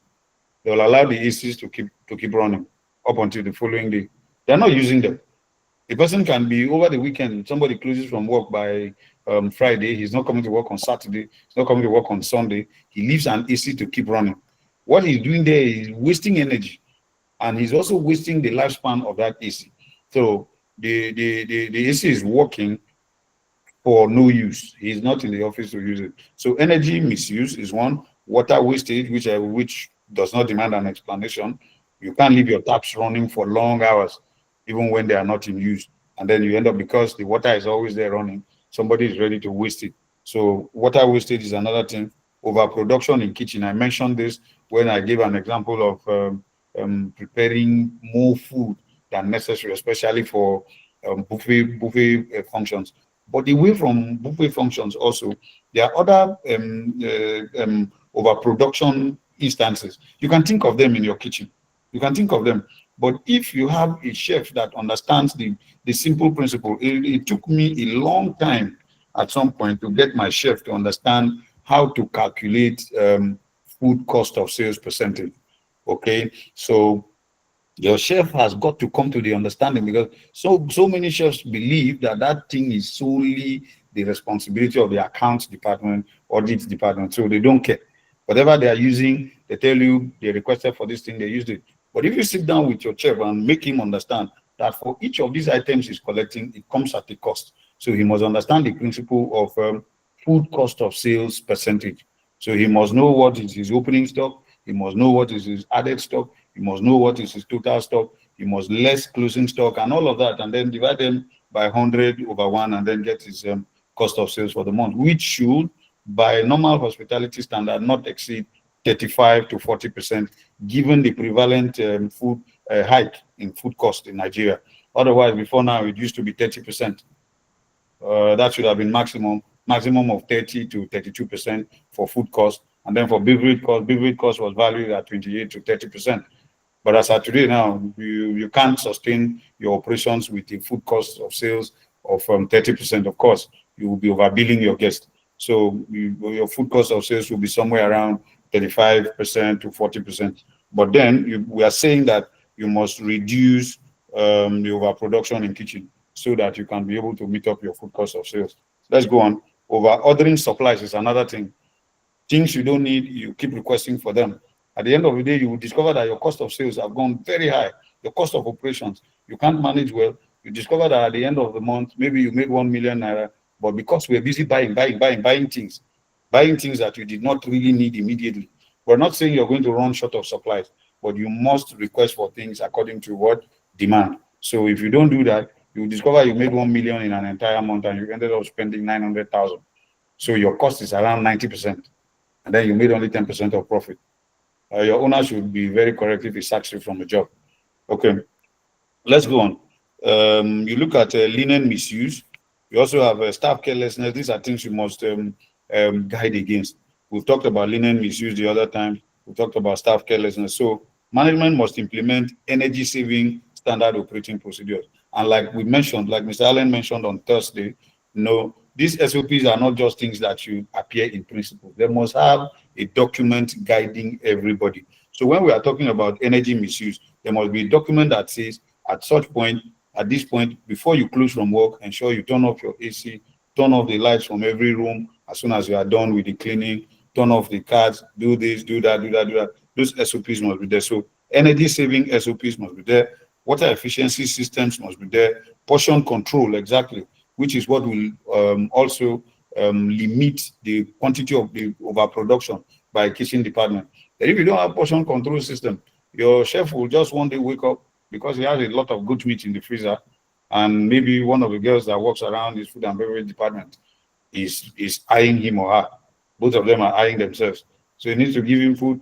How he just cuts any portion of the protein available. So there is nothing that is portioned. But when it is portioned, nobody will go and dip a hand in something that is already tied. So these are ways that you can actually implement waste management. Now the next thing is stock control, inventory audit, linen life cycle management. By linen life cycle management, of course, you should be able to know the length of time that it will take before you replace your next linens, your towels, your bed sheets, your pillowcases, your window blinds, your curtains, and all that. You must develop a time frame. So you can't just say because you bought some new bed sheets last month, it is expected to carry you for 3 years. No, it's not proper. Say in the next 6 months, you should know, especially with the turnover you're getting in terms of your guests. So if you're getting a full house, that means you're getting like a 90 to 100% occupancy. You can't be saying that your linen have to take you up to 2 years, just like another facility that bought at the same time with you, but their occupancy is running at 40, 50%. Because for 40, 50% occupancy, that means the usage is not that much. So you can't compare.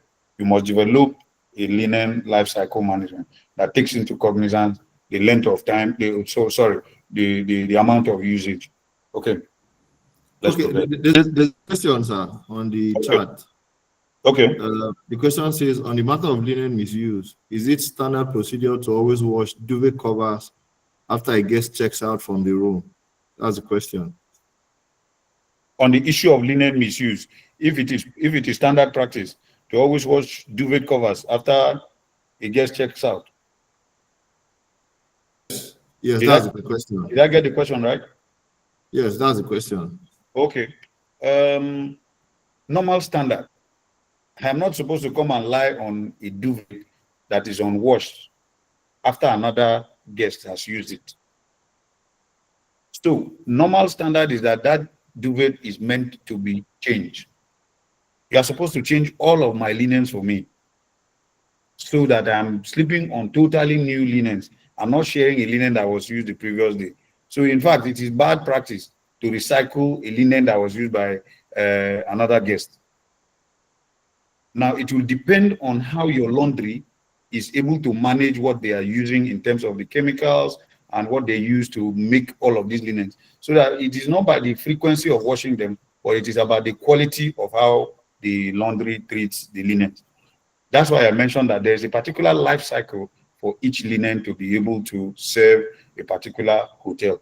And I mentioned that the standard practice, 6 months, you should change your linens, especially according to use, which means that if your facility is running on 100%, the fact that you bought linen yesterday does not mean that you must wait until it's 1 year before you change. You can change 6 months later, because every day you are expected to give a new guest. You are expected to give a new guest a new set of linen. You can't be giving me, you can't recycle my linen for me. Have I done justice to that, please, whoever is asking? Yes, sir. Thank you, sir. Okay. All right. So we'll move on to the next thing. We're looking at critical incident management. There are issues that are critical. There are others that they are not too critical. So we're looking at the very critical matters and how to be able to handle them. That's the next thing we're looking at. Managers must know how to respond to what? Power outage, water shortage, AC system failure, guest medical emergency, fire alarms, security incident, staff confrontation, VIP arrival, overbooking situations. Okay.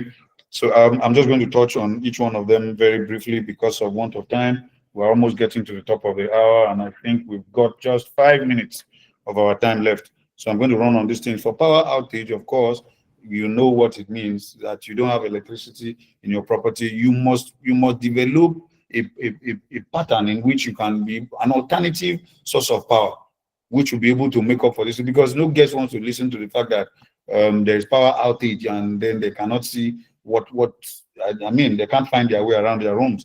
Okay, AC, water shortage, your plumbers. For most properties, you always have in-house plumbers that are working with you. But in case you can't afford that, or for one reason or the other, they look like they are redundant after working one thing, it takes like 2 months before another thing erupts. Make sure that whoever you are contracting must be somebody that is very responsive, so that immediately a problem is erupting on your facility, you put a call across, the person is already on your facility. But I don't often advise that. It is best that you have them on ground, so that there is nothing bigger than when it gets sees that there is an issue and the solution is already underway. Somebody is already working on something. Then you tell the person, don't worry, we are calling somebody, somebody's coming. It doesn't really appeal too much. So AC systems failure, guest medical emergencies. Of course, this is where the human resource aspect of every hotel comes in. There must be a first aid that is able to take care of minor things, maybe an injury, a cut or something. And then if you have a vehicle available, in case of anything beyond the cut or something, you can't begin to administer drugs, please. You can't begin to administer medication to a guest inside of your property without medical advice. So what you can do is, there is a vehicle available, you can recommend a pharmacy, you can recommend a hospital that is nearby to you, and then develop a working relationship with such pharmacies and such hospitals, so that each time you call them for an emergency situation, they are always responsive to you. And then you can easily use your vehicle, take the guests there as a free service, and then they can attend to them. Every other thing becomes on medical advice. Okay, fire alarms, we talked about that. You must ensure that you service all of your fire service equipment, so that in case of any issues, you don't have to wait for Nigerian road safety, Nigerian fire service. You know what that will mean. Staff confrontation. On matters of staff confrontation, the best things that you can do as a general manager, an operations manager, a human resource manager, is to develop what is called a handbook. A handbook will talk about disciplinary procedures, which means that if you are found confronting one another or you go physical with somebody, this exactly is the penalty for it. With that alone, people understand their do's and their don'ts, the places they can enter and places that they cannot even venture into. You have VIP arrivals. You must develop SOPs for VIP arrivals, which are always with front office. And then if you, as a general manager, consultant, operations manager, departmental manager, you want to do them the honor of being around and available. By standard practice as a general manager, if you have a VIP arrival, you have to welcome the person, you have to welcome that guest in person. So, for instance, the president was visiting your hotel. It is in your place to welcome him officially to your hotel and wish him a nice stay. So you should be available. That's not something for delegation.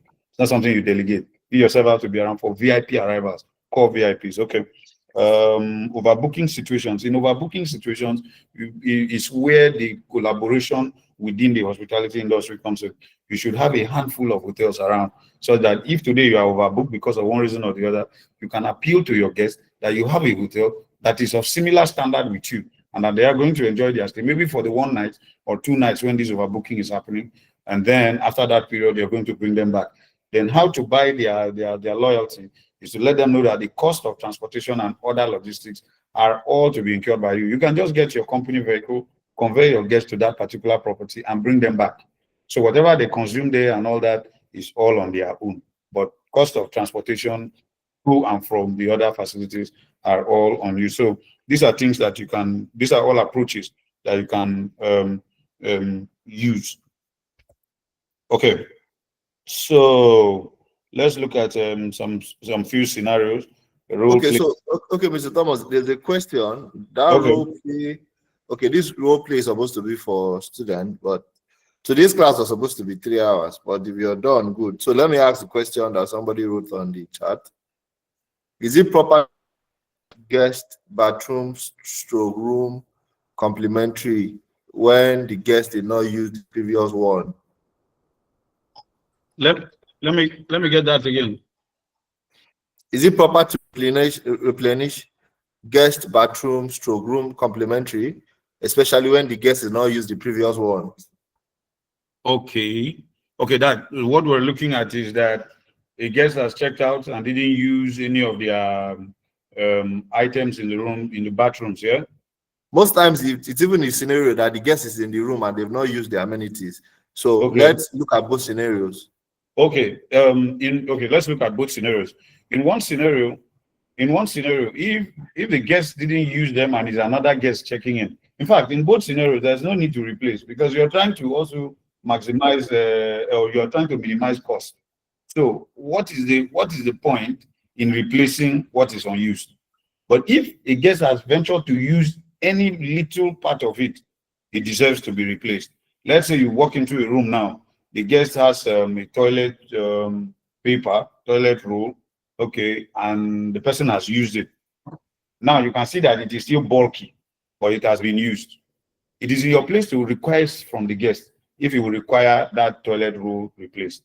He can decide to say he doesn't want it, but you have offered the service. So if he doesn't want it, you just let it be as it is. But if he wants it replaced, then you replace it. He deserves it. But if he has not used it at all, you are not. There's no point replacing. What are you replacing? A replacement should be for something used, not what is unused. So in both cases, if it was not used at all, no need replacing. But it is important that you call the guest attention to it so that they don't feel like, okay, you are taking advantage of the fact that they didn't touch something. So you let them know that, okay, since their items are still intact, you brought the ones to replace, but since they are still intact, you thank them for their services and all that. So that's fine. Does that answer the question? Okay. Yes, it does. Okay, okay. So let's progress. We are looking at scenario one. We are looking at role play, something practical, operational scenarios. One is maybe there's a sudden power outage on the facility. Okay, students must what? Activate backup power protocol, communicate with guests, coordinate with engineering, and do what? Stabilize operations. What this means is that there is no light in the facility. It's not the time for you who is the employee or you who is the manager to start panicking. Because once you start panicking, your guests will panic the more. They will feel insecure and they will feel like something terrible is wrong. So what you must do is to develop and activate what? A backup power protocol. I talked about backup power here. Some of the time it will be generators. People have that. Some who don't have generators who want to do solar. Solar is what is mostly used these days by most facilities. So you might want to activate that. Some other people also have lamps in the rooms, but that is old fashioned. However, because of what is on ground, according to the facility, you might want to develop that as a backup plan so that everywhere does not look so dark and people begin to panic. You might want to do that. So, but whatever means, according to your strength, according to the rating of your hotel, whether it's 5-star, 4-star, 3-star, or whatever it is, by your rating and your operations.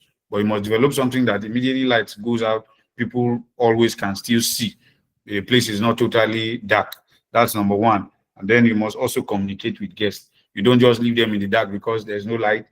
Everybody is running. Oh, we are trying to fix it. But guests must know that, okay, oh, there's a particular situation going on. Okay, we are having power outage. It might take us 5 minutes to restore electricity. They will know. They will understand. They have been spoken to. But if you leave them all in the dark and nobody's talking to them, they just sit back in their rooms and discover there's no light. Oh, that's a problem. So they will want to come out at you. And by that time, you will now be doing damage control. But if you take out the time to communicate with them, it does you a whole lot of work. Okay. We must coordinate with engineering. So your engineering team, that's why the engineering team is very important for every hotel operations. So you cannot run without them. You're going to have your engineering team on board trying to fix the problem. If it's a machine problem, if you say a generator problem, their hands are on deck. So everybody is seeing that, yeah, somebody is moving. Somebody is trying to solve a problem. And then you must stabilize operations. Ensure that once all of these things have happened, your engineering team was there, your people were able to communicate and call the guests, there was the activation of the backup power protocol. You must stabilize your operations for everything to return back to what? Normal. Are we good? We're good, sir. So there's another question, sir, before the other role, please. It says, based on replenishing the bathroom item, the customer demanded it was her right to get tissue and soap because she paid for it and she stayed for 1 week. In that situation, what do you do? You give them. Simple. She's right to tell you that she has paid for them. And of course, the bill that she pays every day, he or she pays every day, covers for those room amenities. So whether or not she has used them, if she's requesting for them, you must give them. That's why I mentioned the idea of bringing it to their notice that they already have these items which are unused. Now, what you have done there by bringing it to their notice is that you have given them the right of first refusal, which means that they can say, okay, please don't worry, I already have these things already. I don't need them again. But some other people who want to claim rights a lot will let you know that they need these things because they paid for them. It's like when a person walks into a property that offers buffet breakfast in the morning. So the cost of that room is already tied with the breakfast. He's entitled to it. So whether he's hungry or he's not hungry, that one no longer is your business. He will come down there and eat the food. He's entitled to it. He will fetch it and eat. Are we good? Very well, sir. Very well. Go ahead, sir. Okay. There are further questions? Okay, we are going into other rule, please. Scenario 2, there's an overbooking situation. Students must handle guests calmly, must offer walkover solution, apply compensation, escalate professionally, right? I talked about the ideas of collaboration with other hotels nearby and all that. So that's where this thing comes in. So you must handle your guests calmly. Already, somebody says he wants to stay at your hotel. It means the person has you in mind. So they're coming to spend money, of course. So before you now start to tell them that they have been overbooked, and so they need to go to another property, which is somewhere downtown, you know that you must have to speak to them calmly to the point where they can understand. That's number one. Then number two, you have to offer a walkover solution. You have to apply compensations, like I mentioned earlier. So you can let them understand that by going to that hotel, you can further apply a 5% discount on their initial rate. So that's one thing. You are also going to move them to the property for no cost at all. So the cost of transportation to and through the facility for the number of days they are going to stay there before returning back to you, that's going to be all on you. So those are compensations you are trying to do. Then you're escalating the matter. It has to be professional. You have to be talking to the right people. So you don't just have to panic around and make the whole place look like it's chaotic. So if the person you need to be talking to, for instance, that issue happens on a Sunday, like today, then your manager is not on seat. He's the person you should be talking to as an employee. You should be talking to your manager. Your manager is the right person to call the next hotel that can have space and accommodation for your guests. But if you don't escalate it professionally, you find yourself lamenting about it, complaining to your colleagues. You will talk to the waiters, you're talking to this, you're panicking. You might even begin to start complaining about the same thing to other guests. And at the end of the day, you're turning your whole hotel to a madhouse. So escalating it must be professional, and it must be to the people who can find solutions to the problem. Okay, so scenario 3. Questions can continue on the group in case there are any. So scenario 3 we are looking at Yes, is I think, hold on, I think there's a question. Okay, so the question okay. says, please, is it a standard that food cost must be between 25 to 30% and drinks cost 30 to 45%? I think the reverse is the question. The reverse is the case. Yes. So answer, Okay. please answer, sir. Okay, the person is trying to reverse it anyways, but maybe I might just need to run through that again. Standard practice, but it's not a must. You know, when we talk about standard practice, we are looking at what is universally acceptable. However, different hotels have their different operations and how they run their teams. But standard practice says for food cost, it should be between 30 to 35%. That is standard practice. And then I mentioned that given the prevalent situation in this country, Nigeria, as of today, the hike in food costs in the market will not permit you to maintain that standard.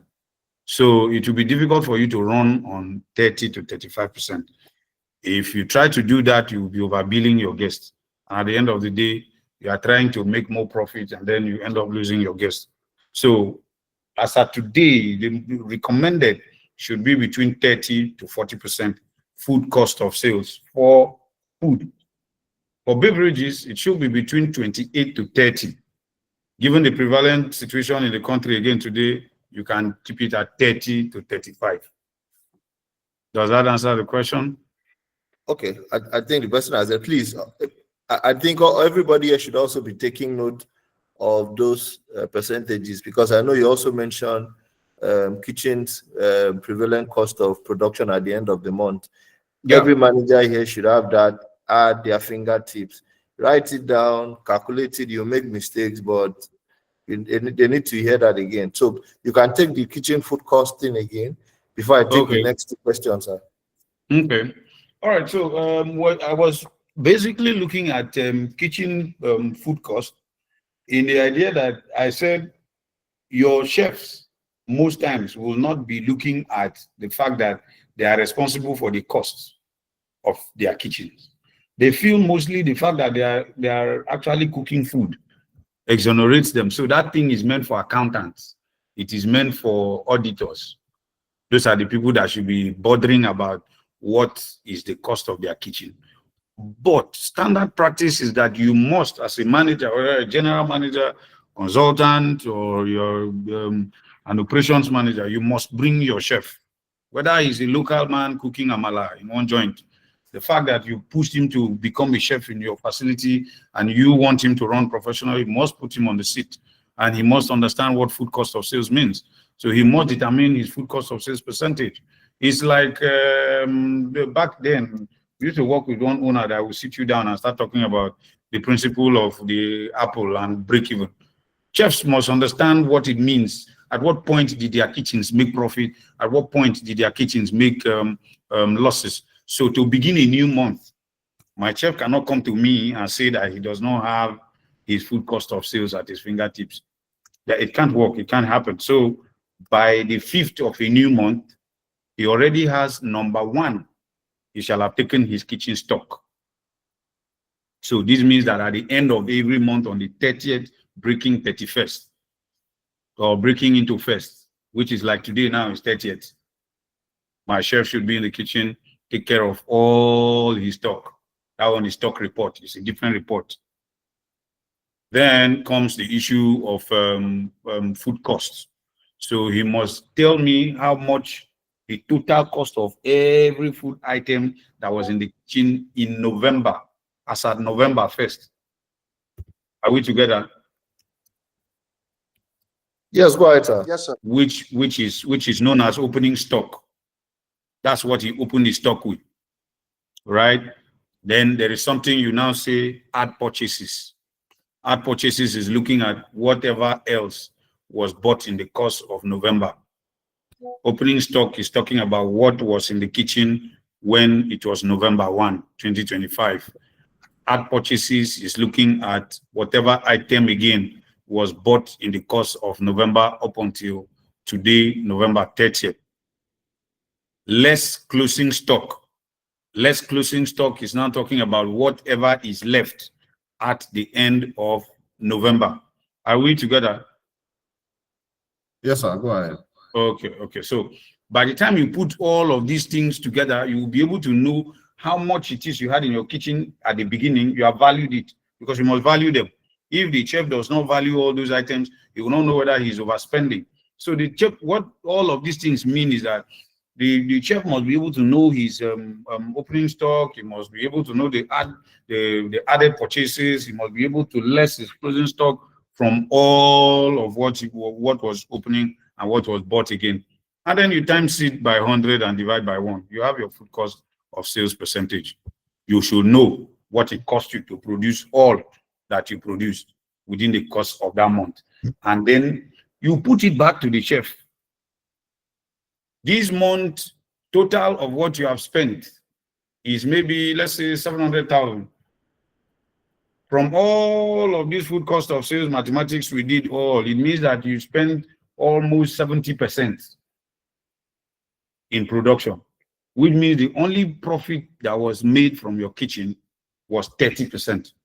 Now, if you give me a 30% profit as a chef, whereas you are supposed to be giving me at least a 60 to, that is by 40% food cost, you are now giving me 40% profit. That means the reverse is now the case. The expenditure has now gone to 60%, profit has returned to 40, rather than expenditure staying at 35 to 40 and profit staying at 60%. I will be right if I fire you tomorrow. Are we good? I really hope that is very clear because that's very punchy. Okay, so let me pick the two questions. Tracy said, is overbooking based on the fact that they made a reservation, but due to lack of communication, the room was given to another guest? That's Tracy's question. Okay. Overbooking has its ways. It can come in that way. It can come in another form. Now, I tell you why. Because as a hospitality person, you're taught to know that everybody is a marketer, right? So I could be having people talking to me, and then I say by Wednesday, which is 3rd of December, okay, my hotel, which is a 160 rooms capacity, is booked up to 110, which means I still have like 50 rooms to spare. Okay, as general manager, I go to bed, somebody's talking to me. Okay, I confirm the reservation for 20 guests. My marketing manager is sitting somewhere else, not knowing. He also collects a reservation for 50 people. So by his own reservation, we're already fully booked. His 50 plus the 110 that have already been reserved is already 160. Then I have already collected another 20 people. So we are overbooked by 20 people now. At the end of the day, it will now depend on, am I going to give away my own 20 people, or he's going to cut some of his people and send them somewhere else? That's where overbooking will come in. That's one. Then number two is also the fault of your front office or reservations personnel. At one point or the other, when there is no proper communication, somebody has told them to reserve a room, but they did not remember again. Memory loss. This thing we're talking about SOPs. Maybe the person was communicating with them at the point where they were attending to another guest. They didn't remember again to log in that reservation. Then before you know it, the hotel is fully booked. The other person again now comes in. Then there is a clash. That is where there is a need for you to be able to walk your way around it, to be able to speak calmly to your guests, to be able to offer solutions, to be able to offer compensations and all that, like we explained earlier. Okay. So the second question is, what if the guests refuse the referral to another hotel and insist they must lodge in your hotel? I've seen that kind of situation before, but let's hear user. Okay. There is little or nothing you can do about that, especially if the one you are already keeping is already checked into the room. Because whether we want to agree with it or not, every guest is a guest. So you're not going to drag one person out of the room in order to put in another person because the person refused a referral. So there is little or nothing you can do. There are, once you have offered the option of giving the person another space, then you've offered also compensations with reduction in prices and other things, incentives, and the person still refuses. A refund is unavoidable. You have to refund and apologize. That's if you are fully booked. But if you are not fully booked, let us say, take the scenario of, let's say you need a classic room from me, and I am fully booked on my classic rooms. Then you can be able to offer to push the person to a deluxe room. You can give the person a room of a higher grade.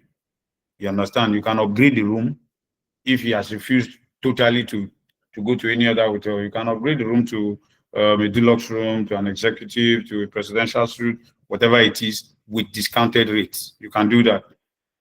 But if at all the person has refused to stay in your facility except that particular room, and the guest is already checked in, a refund is unavoidable. Okay, I think you've answered it, sir. Okay, so we can proceed. Okay, so we're looking at scenario 4.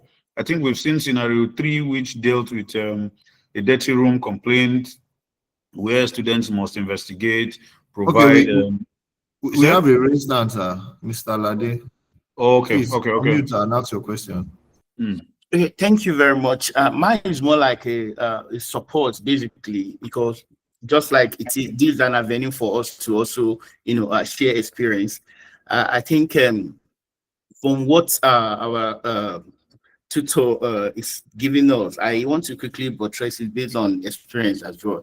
Because I realize that this booking thing, when you don't have a central booking system, such that you have people in charge of reservation, you might just take the room without having a record purpose to it. One of the policy I think that could help in that regard is ratio booking, in the sense that you operate 70 rooms, for instance. There is always 5% of the room that is always, a no-go area. Perhaps you have to get approval for it, so that if there's a situation like that, you could at least consider that. Then for people taking booking, if the booking is coming from the front office, there is central system whereby the marketing department, every other person that are involved in interfacing with guests taking booking can also assess it, so that if you are taking booking, you are not just taking it vaguely, such that you don't have idea of what room is already sold out, what room is available, to avoid bringing in guests. Why? Because while doing your calculation, you should also consider your returning clients that probably will just walk in, or probably a walk-in guest, a returning client, and perhaps referrals that will also come. So the 5% to keep aside can be used to source for that. While the 65 rooms you have left, the people in charge of the reservation, who could be the front office, the reservation manager, the marketing, and what have you, as the reservation is coming, you are already updating it. So it is known to everyone. And this becomes so easy, why you can even check it on phone. So I just think I should use that to buttress it. Then the situation by a guest as well, a guest is insisting he wouldn't want to, he doesn't want to check out or what have you.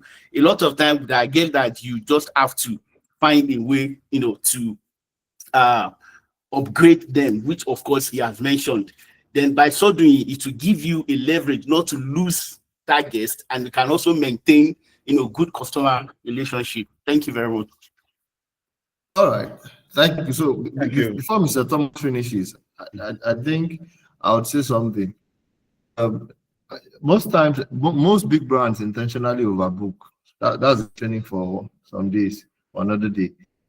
Sometimes most brands, big brands, intentionally allow overbooking to happen. And so in the course of this training, we'll talk about that. Now, I'm not saying it's something that happens often, but in the course of my hospitality journey, I also learned that most brands, most times, allow overbooking to happen.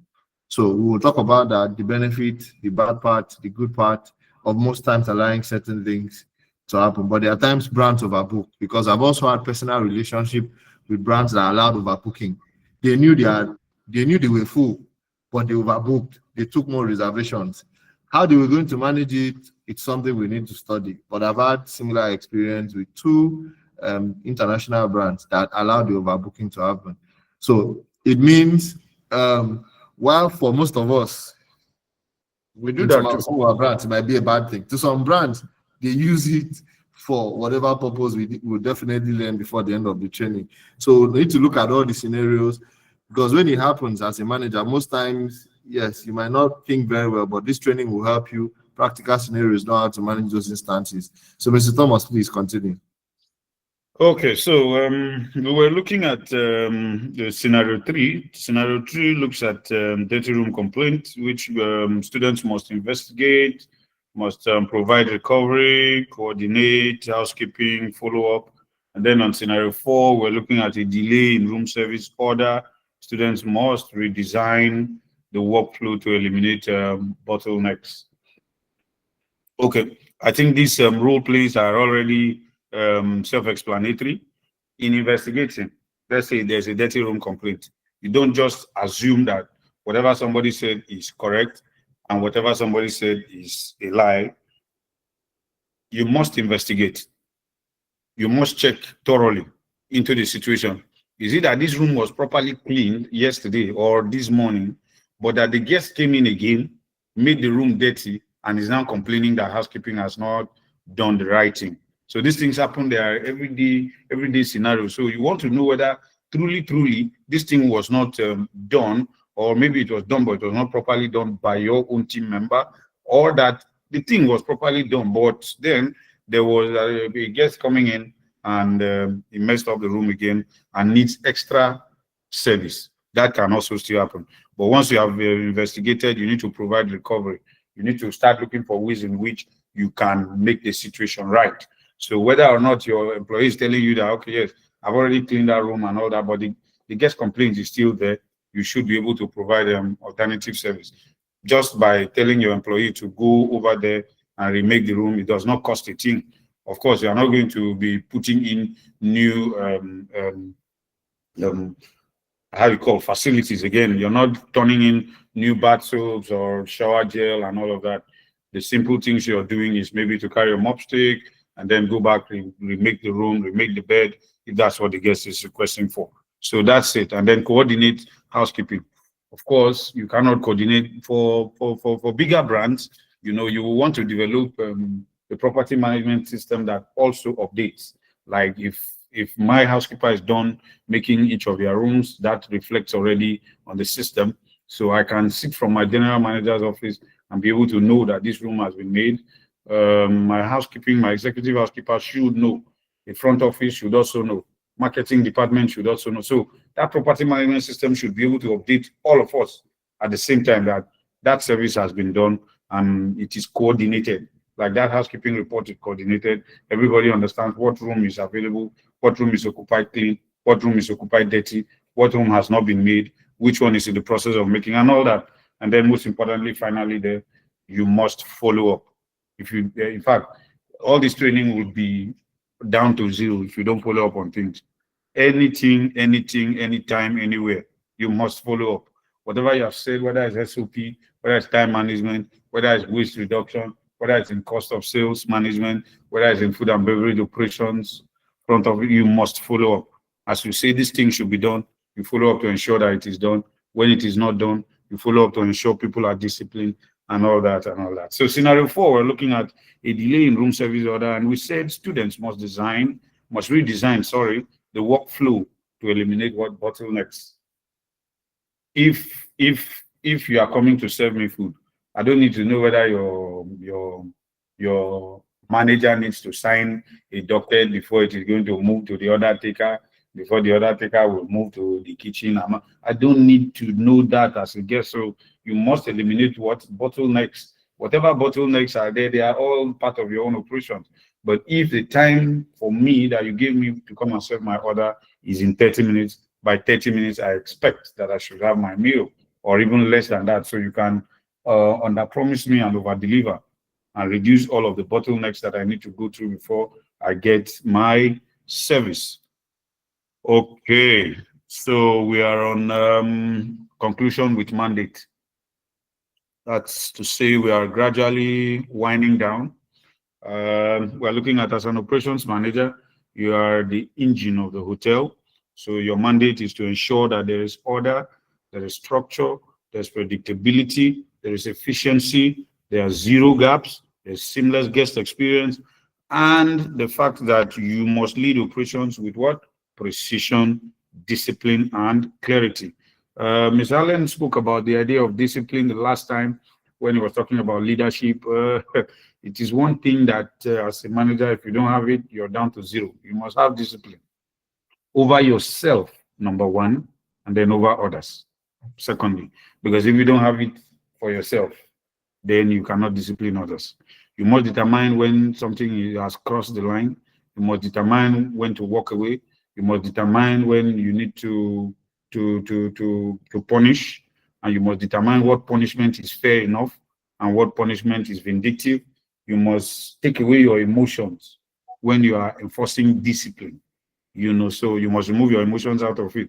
The fact that you're close to somebody does not mean that you're not going to be disciplining from an emotional perspective, or the fact that somebody is a person you don't like. Just like Mr. Allen gave a very good example of something I loved the other day. The fact that you don't like a person. So something is within your right, but it might not be the right thing to do. So are you going to, because you know that you can sack this person, it's within your right to sack, but the person has not committed an offense that is worth sacking, you now sack the person. It's not expected to be. So we're saying that you must lead operations with precision, with discipline, and clarity. Don't make your operations become overly ambiguous. You say a thing, nobody understands what you're talking about. You want people to do things, but they really don't understand the things you're talking. Anything that you're designing for people to do, to lead, and to follow, it must be such that it is very clear.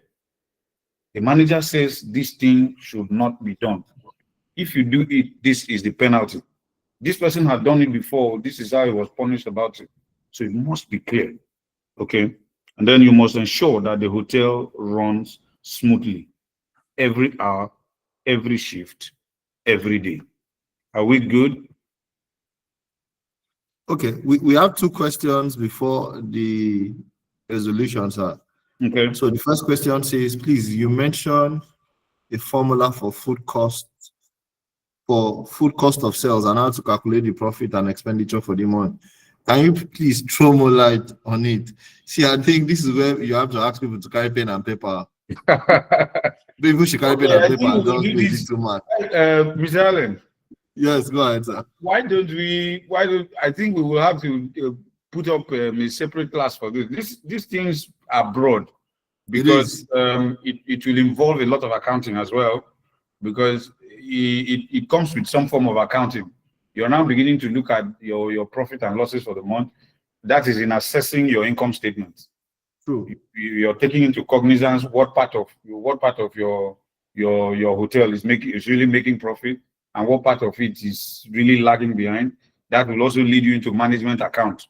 So after your income statements, you're also preparing management account. Management account will now separate department to department to be able to ensure which part of it is making profit, which part of it is making losses, and all that. Same thing. This thing we're talking about for kitchen will also apply to the bars in terms of beverage. It's very broad. It's very broad. So you also be looking at how many thoughts of a particular beverage should actually account for one glass of a cocktail. So that's where calibrations will also come in with your beverages department. So I don't know if it is something, if it's the students will be available that we take it as one broad topic for a day. Okay, so there's one of the classes that has that is called financial leadership. Okay, so perfect. So we can do all of this then. So we have financial leadership. So Tracy, on the day Thomas will take financial leadership.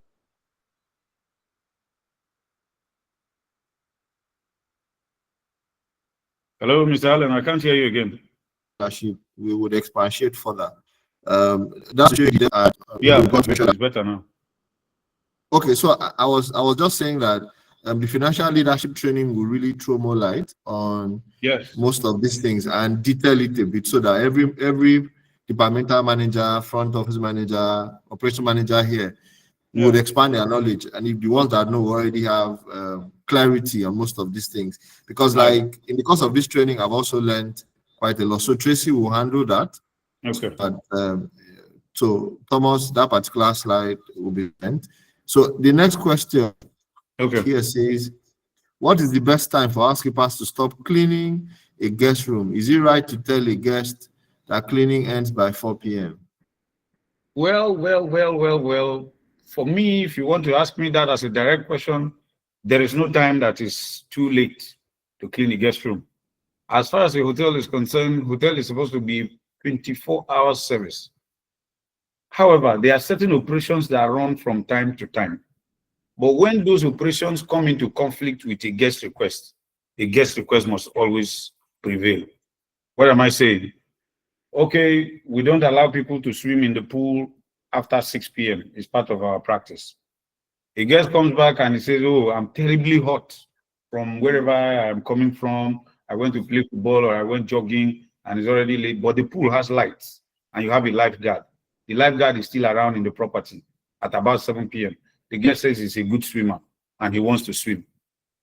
And he's insisting that he wants to swim. And you have your, how you call,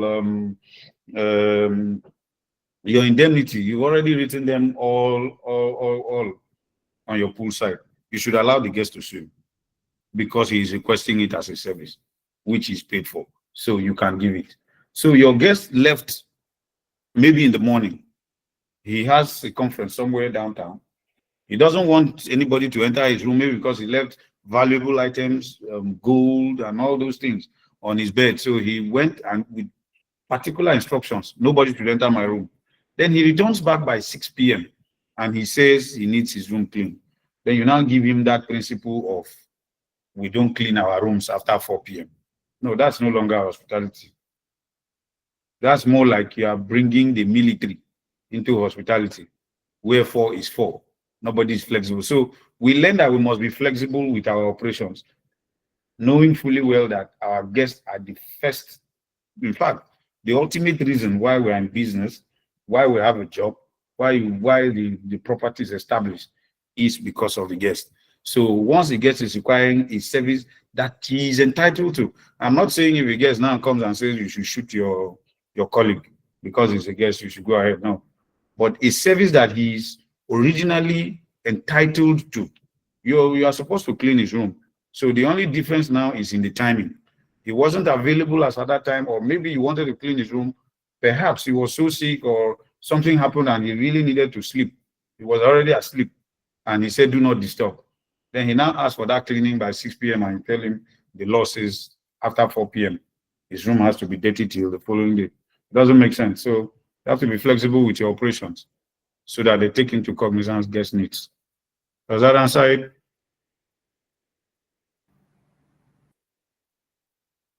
Joyce, are you still here?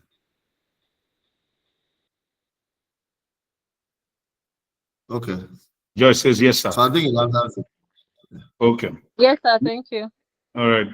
Do we have other questions?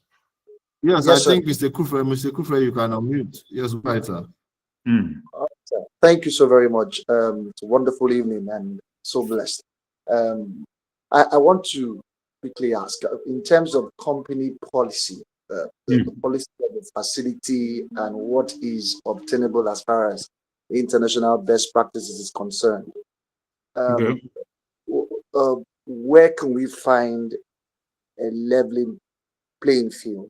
I take, for instance, a guest walks into your facility and wants to stay for 3 nights, but it's his first time, and he said, okay, I'm not going to pay for the 3 nights, and probably he asked for a discount, and then of course it's part of the company's policy that discounted rates are not refunded, and of course, so you allow the guest pay for the 3 nights, and he stays the first night, and possibly an emergency comes up, and he needs to get back to Lagos where he came from, or anywhere where he came from, and he's requesting for A refund.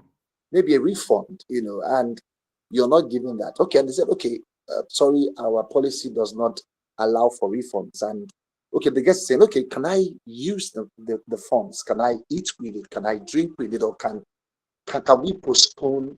Can it be taken to another date? Maybe I'm going to be back in 2-3 weeks, or maybe next month. And at that point, should you? And then maybe the company's policy is still no. What do you do? Is that right? Is that correct?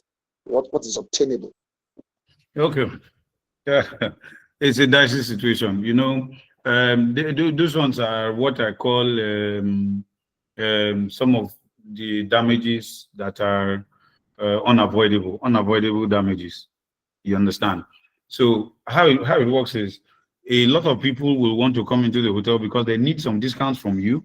They first give you the impression they are going to stay in your hotel for like 1 year, or 6 months, or 3 months, or 3 days, 1 week. They give you that impression. So they use that to buy discounts for themselves. So by giving you those many number of days as their length of stay, you tend to bring down the prices to the barest minimum. Then they stay with you for the number of 1 or 2 days that is on their minds. Then they tell you to refund the other monies. So people are fond of doing that. But if you develop a policy, just like I mentioned earlier, the best thing is to stay true to your policy. However, you must be flexible with policies so that the policies don't become anti-human. This is because there are other people who genuinely, in all sense of the word, want to stay with you for as long as they told you, 1 week, 2 weeks, as the case may be. They got the discount, but then emergencies happened. Maybe work-related, maybe politically and otherwise. You must be flexible with your policies. Your policies did not fall down from heaven. They didn't come from God. They were made by the hotel, its owners, its directors, and its managers for the benefit of the hotel. So the laws are made by the hotel for the benefit of the hotel. And what is the benefit of the hotel? A satisfied guest. So now, what do we do? Are we going to allow the guest to continually cheat us? If the guest is already requesting that he or she wants to use the remaining part of that money to eat food or to have a drink, your policy must be flexible enough to accept it. So the policy cannot still say it must be on accommodation. That money has not left the hotel unless it is the restaurant or the beverages department is outsourced. So there is some other person that is running that. So the revenue does not come back to the hotel. Then I can understand that somehow. But if it is the same hotel, having the same kitchen, having the same bars, and then the person says, okay, I was going to stay here for 1 week, but I have another appointment somewhere downtown in Lagos, in Port Harcourt, or somewhere else. So I want to use this money to eat food or to eat this and eat that. The money is still within the hotel. So your policy must be flexible enough to accept that, one thing. Then another danger, just like I said, is unavoidable damages. You will see that in the period of that 1 week, maybe you had other people booking your facility, but you already told them you are fully booked because you believe that person was going to stay 1 week. So maybe you had another person to come in by Wednesday to check out on Sunday.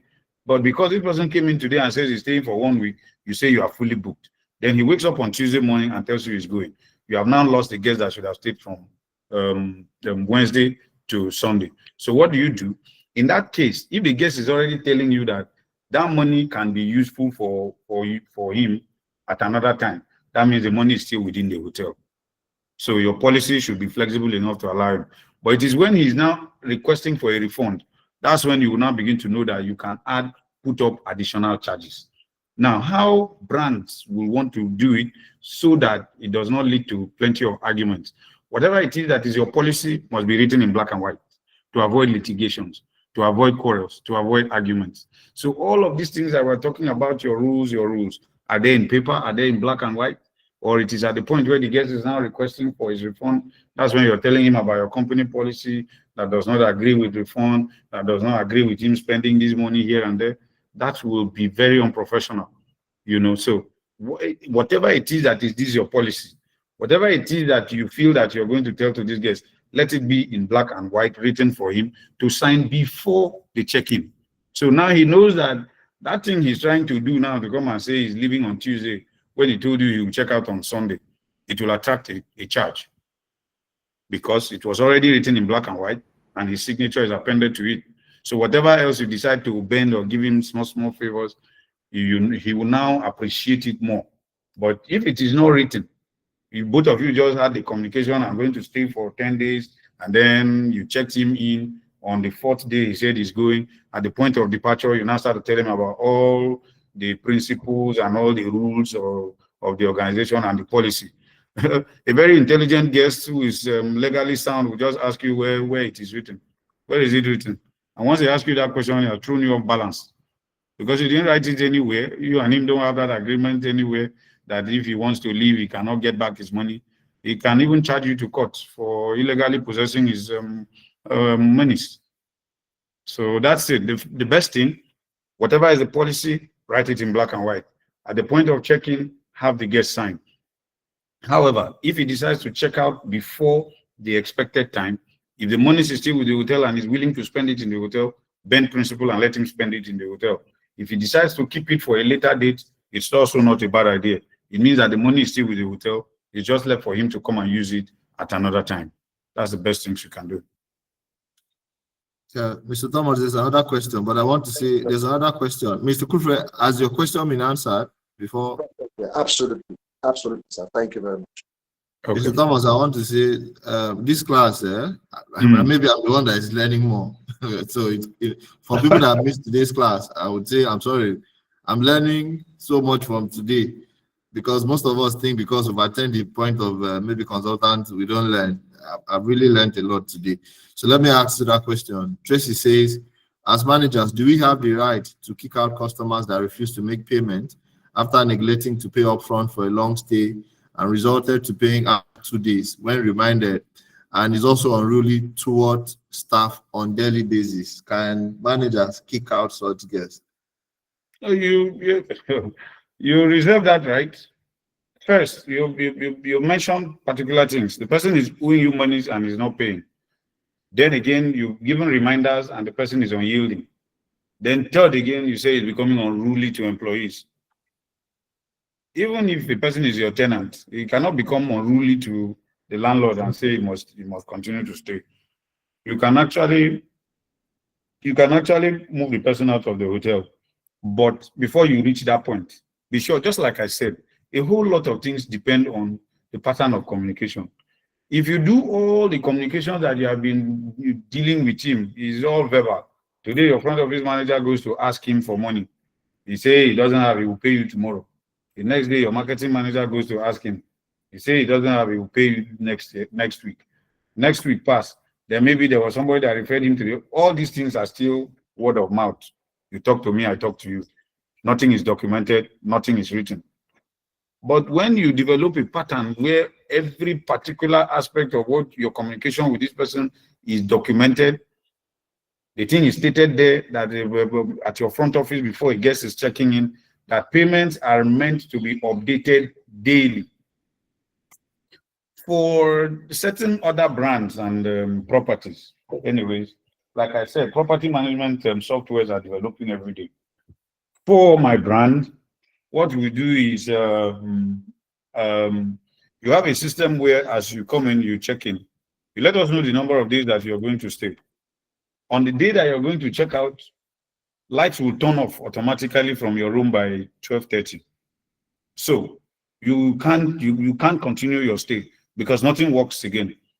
So for us to even extend you, you have to come down and make payments. So when you renew payments, that's when everything in your facility can work again. But this is not applicable to everywhere anyways. So for properties who don't have that, what you need to do is your communication needs to be tailored with documents. The guest gets to sign off that this date is when he's checking out. Payment will be renewed from time to time. Like these things will help you to stay off a whole lot of litigations. They will help you to stay off a whole lot of troubles. Because as you're coming back to remind the guest again, you're coming back with a document that he signed that says that it is in three days that he will be paying money. So when you are reminding him on the 9th day that he has not paid for 6 days, he recognizes the fact that, oh, he has breached an agreement for 2 times. Okay, so if he's not yielding to that, you give him another 3 days again. This is the 12th day, and he has not paid for the past 9 days. He paid only for the first 3 days. You are accumulating these things and you are communicating with him in documents. You write to him. Don't only go to him in his room and go and ask him for payment and come back. No, write to him and give him the opportunity to be able to reply. Then once he replies you bank it. At some point when you get tired of the matter, you have a right. If you have a company lawyer, the lawyer should be able to charge the person, and then you should be getting your monies through the courts, because you don't even deserve the right to be owed that kind of money that he's never going to pay, and he runs away with your money. So that's how it should be, especially that he has become unruly. If a guest is also making a case, a valid case, maybe in the process of staying with you, he came to do a business, but he got robbed of some money, you can see it. You will see the honesty and the sincerity. And of course, you will see the remorse in him. He's really, really willing to pay, but he has not gotten it. So you can look at what your damages are, what you can control and what you cannot. You can simply advise him to maybe check out into a room of lower standard where he can be able to foot the bills, or you can refer him to another property closer by that does not offer your kind of service, but it can also ensure his safety. He can be able to pay for that one, so that you count your losses at that point and move on. Are we good? We are better than good. Yes, thank you very much. Anybody that is not good can go and help transformer. Okay, do we have pending questions, anyone? Before we take the resolution? All the questions have been dropped. So this resolution, Mr. Thomas, they don't need to unmute. Let them just show their cameras. They don't need to unmute before we turn it to House of Commotion, but we'll say it together. Oh, okay, so what do you say we do now? And they just switch on their cameras and we'll say it together. You don't need to unmute. The last time we tried to do the thing together, you know how it was. So okay, let them just show us their cameras for those that are in where we have light, and we do it together. And for me, let it just be a part of them. So for every manager that is here, front office, whatever unit you find yourself, if you take this and write it out in your unit, in a small sheet, and make this a part of it, even in your house, you'll notice that in no time these things will become a part of the things you do seamlessly. That's what we are trying to do by this resolution. So it's not just to come and read out here, it's to make it a part of your journey, or a part of the processes you try to implement. That's the idea. okay. So take charge, Thomas. Are we there? Okay, so we're saying I commit to running every hospitality operation with discipline, structure, and professionalism. I will apply SOPs, checklists, communication systems, and operational intelligence to ensure seamless service delivery. And finally, I will reduce waste, optimize processes, and uphold the operational excellence expected of Footprint Hospitality Academy. Okay. I hope we've all said that, because this will definitely come up. Thank you so much, Mr. Thomas. Please, on the group, on the chat, can we kindly appreciate Mr. Thomas? It's been a very interesting 3 hours. It's very funny how we thought 3 hours was a very long time, but we've held it for 3 good hours, and it's looking like we've done it for 30 minutes. Thank you. That's what intellect can do. Okay. Thank you so much, everyone. Thank you so much. I appreciate your presence, your time, and attention to this. Thank you so much, Mr. Thomas. So what we'll do, there will be an assessment dropped on the group, just like we did the other time. Next week, today's Sunday, so this week anyways. This week we return the same way. I take Thursday. Mr. Thomas takes financial awareness on Sunday. Now on Thursday, I'll be dealing with, let me just look at the topic so you get to be prepared. So on Thursday, I'll be dealing with service excellence and guest experience engineering. Now, if you notice, we are very particular about the kind of topics we bring up. So you don't want to miss that session. Then by Sunday, Thomas will continue with financial awareness, financial leadership, and wrap it up. In 4 weeks, you definitely, for all of us here, you'll be better at your job as either a manager, consultant, front office, whatever managerial level you find yourself, you'll definitely be better. And the processes. So what we are looking forward to is you coming back to tell us that your processes are definitely improved. That's what we are looking out for. Tracy just asked a question. Now on your Google Classroom, if you check, you can access your score. It's actually there. It has been marked. For those that turn their assessment in on time, it has been marked, and we had wonderful. All of you did well, but I'm still checking to be sure where all of you got most of the answers. Some people had 100 over 100. So the assessment will be dropped again. It will be time bound to please do well. So what do you do for yourself? Not to impress any of us. Do well to answer the questions on your own without going to seek for AI support to see how vast and how well you've learned during the course of this training. So please, we also appreciate reviews, feedbacks, whatever you think you've learned. We appreciate those kind of reviews because this is a way to encourage us and also make us try to do better. Like I've said, this is the first week.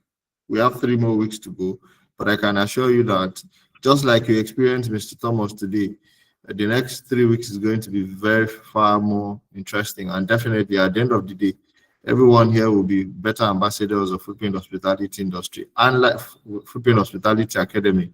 And like I said, so that I wrap, it doesn't matter if at the end of this training we have 10 people left. We will keep implementing what we say we implement. Right. We want to be sure that if it's 10 people left, it's 10 people that are equipped and will become better at what they do. Thank you so much. Any questions, any feedback before we call it a day? We have 4 minutes more and we're out of here. Any further questions, feedback, or just whatever, or compliment, just one person so that we can call it a day.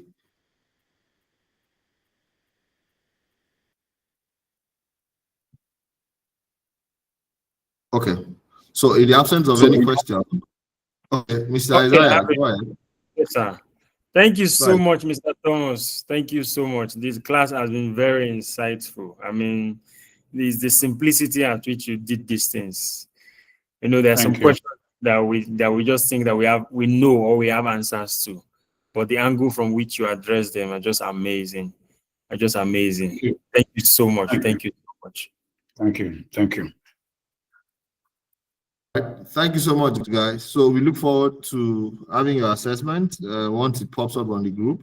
And you see, that's why we can't admit any other person again. What we did the other day and today is like we've done 1 month already. So so we can't bring in more people into the group. But we appreciate your time and we appreciate you staying through the class. At the end of the day, the idea is to make the sector a lot better and render better service. So thank you so much, guys, and do have a wonderful evening. Thank you. Thank you, sir. You can exit and wait on the group for the assessment. Thank you, guys.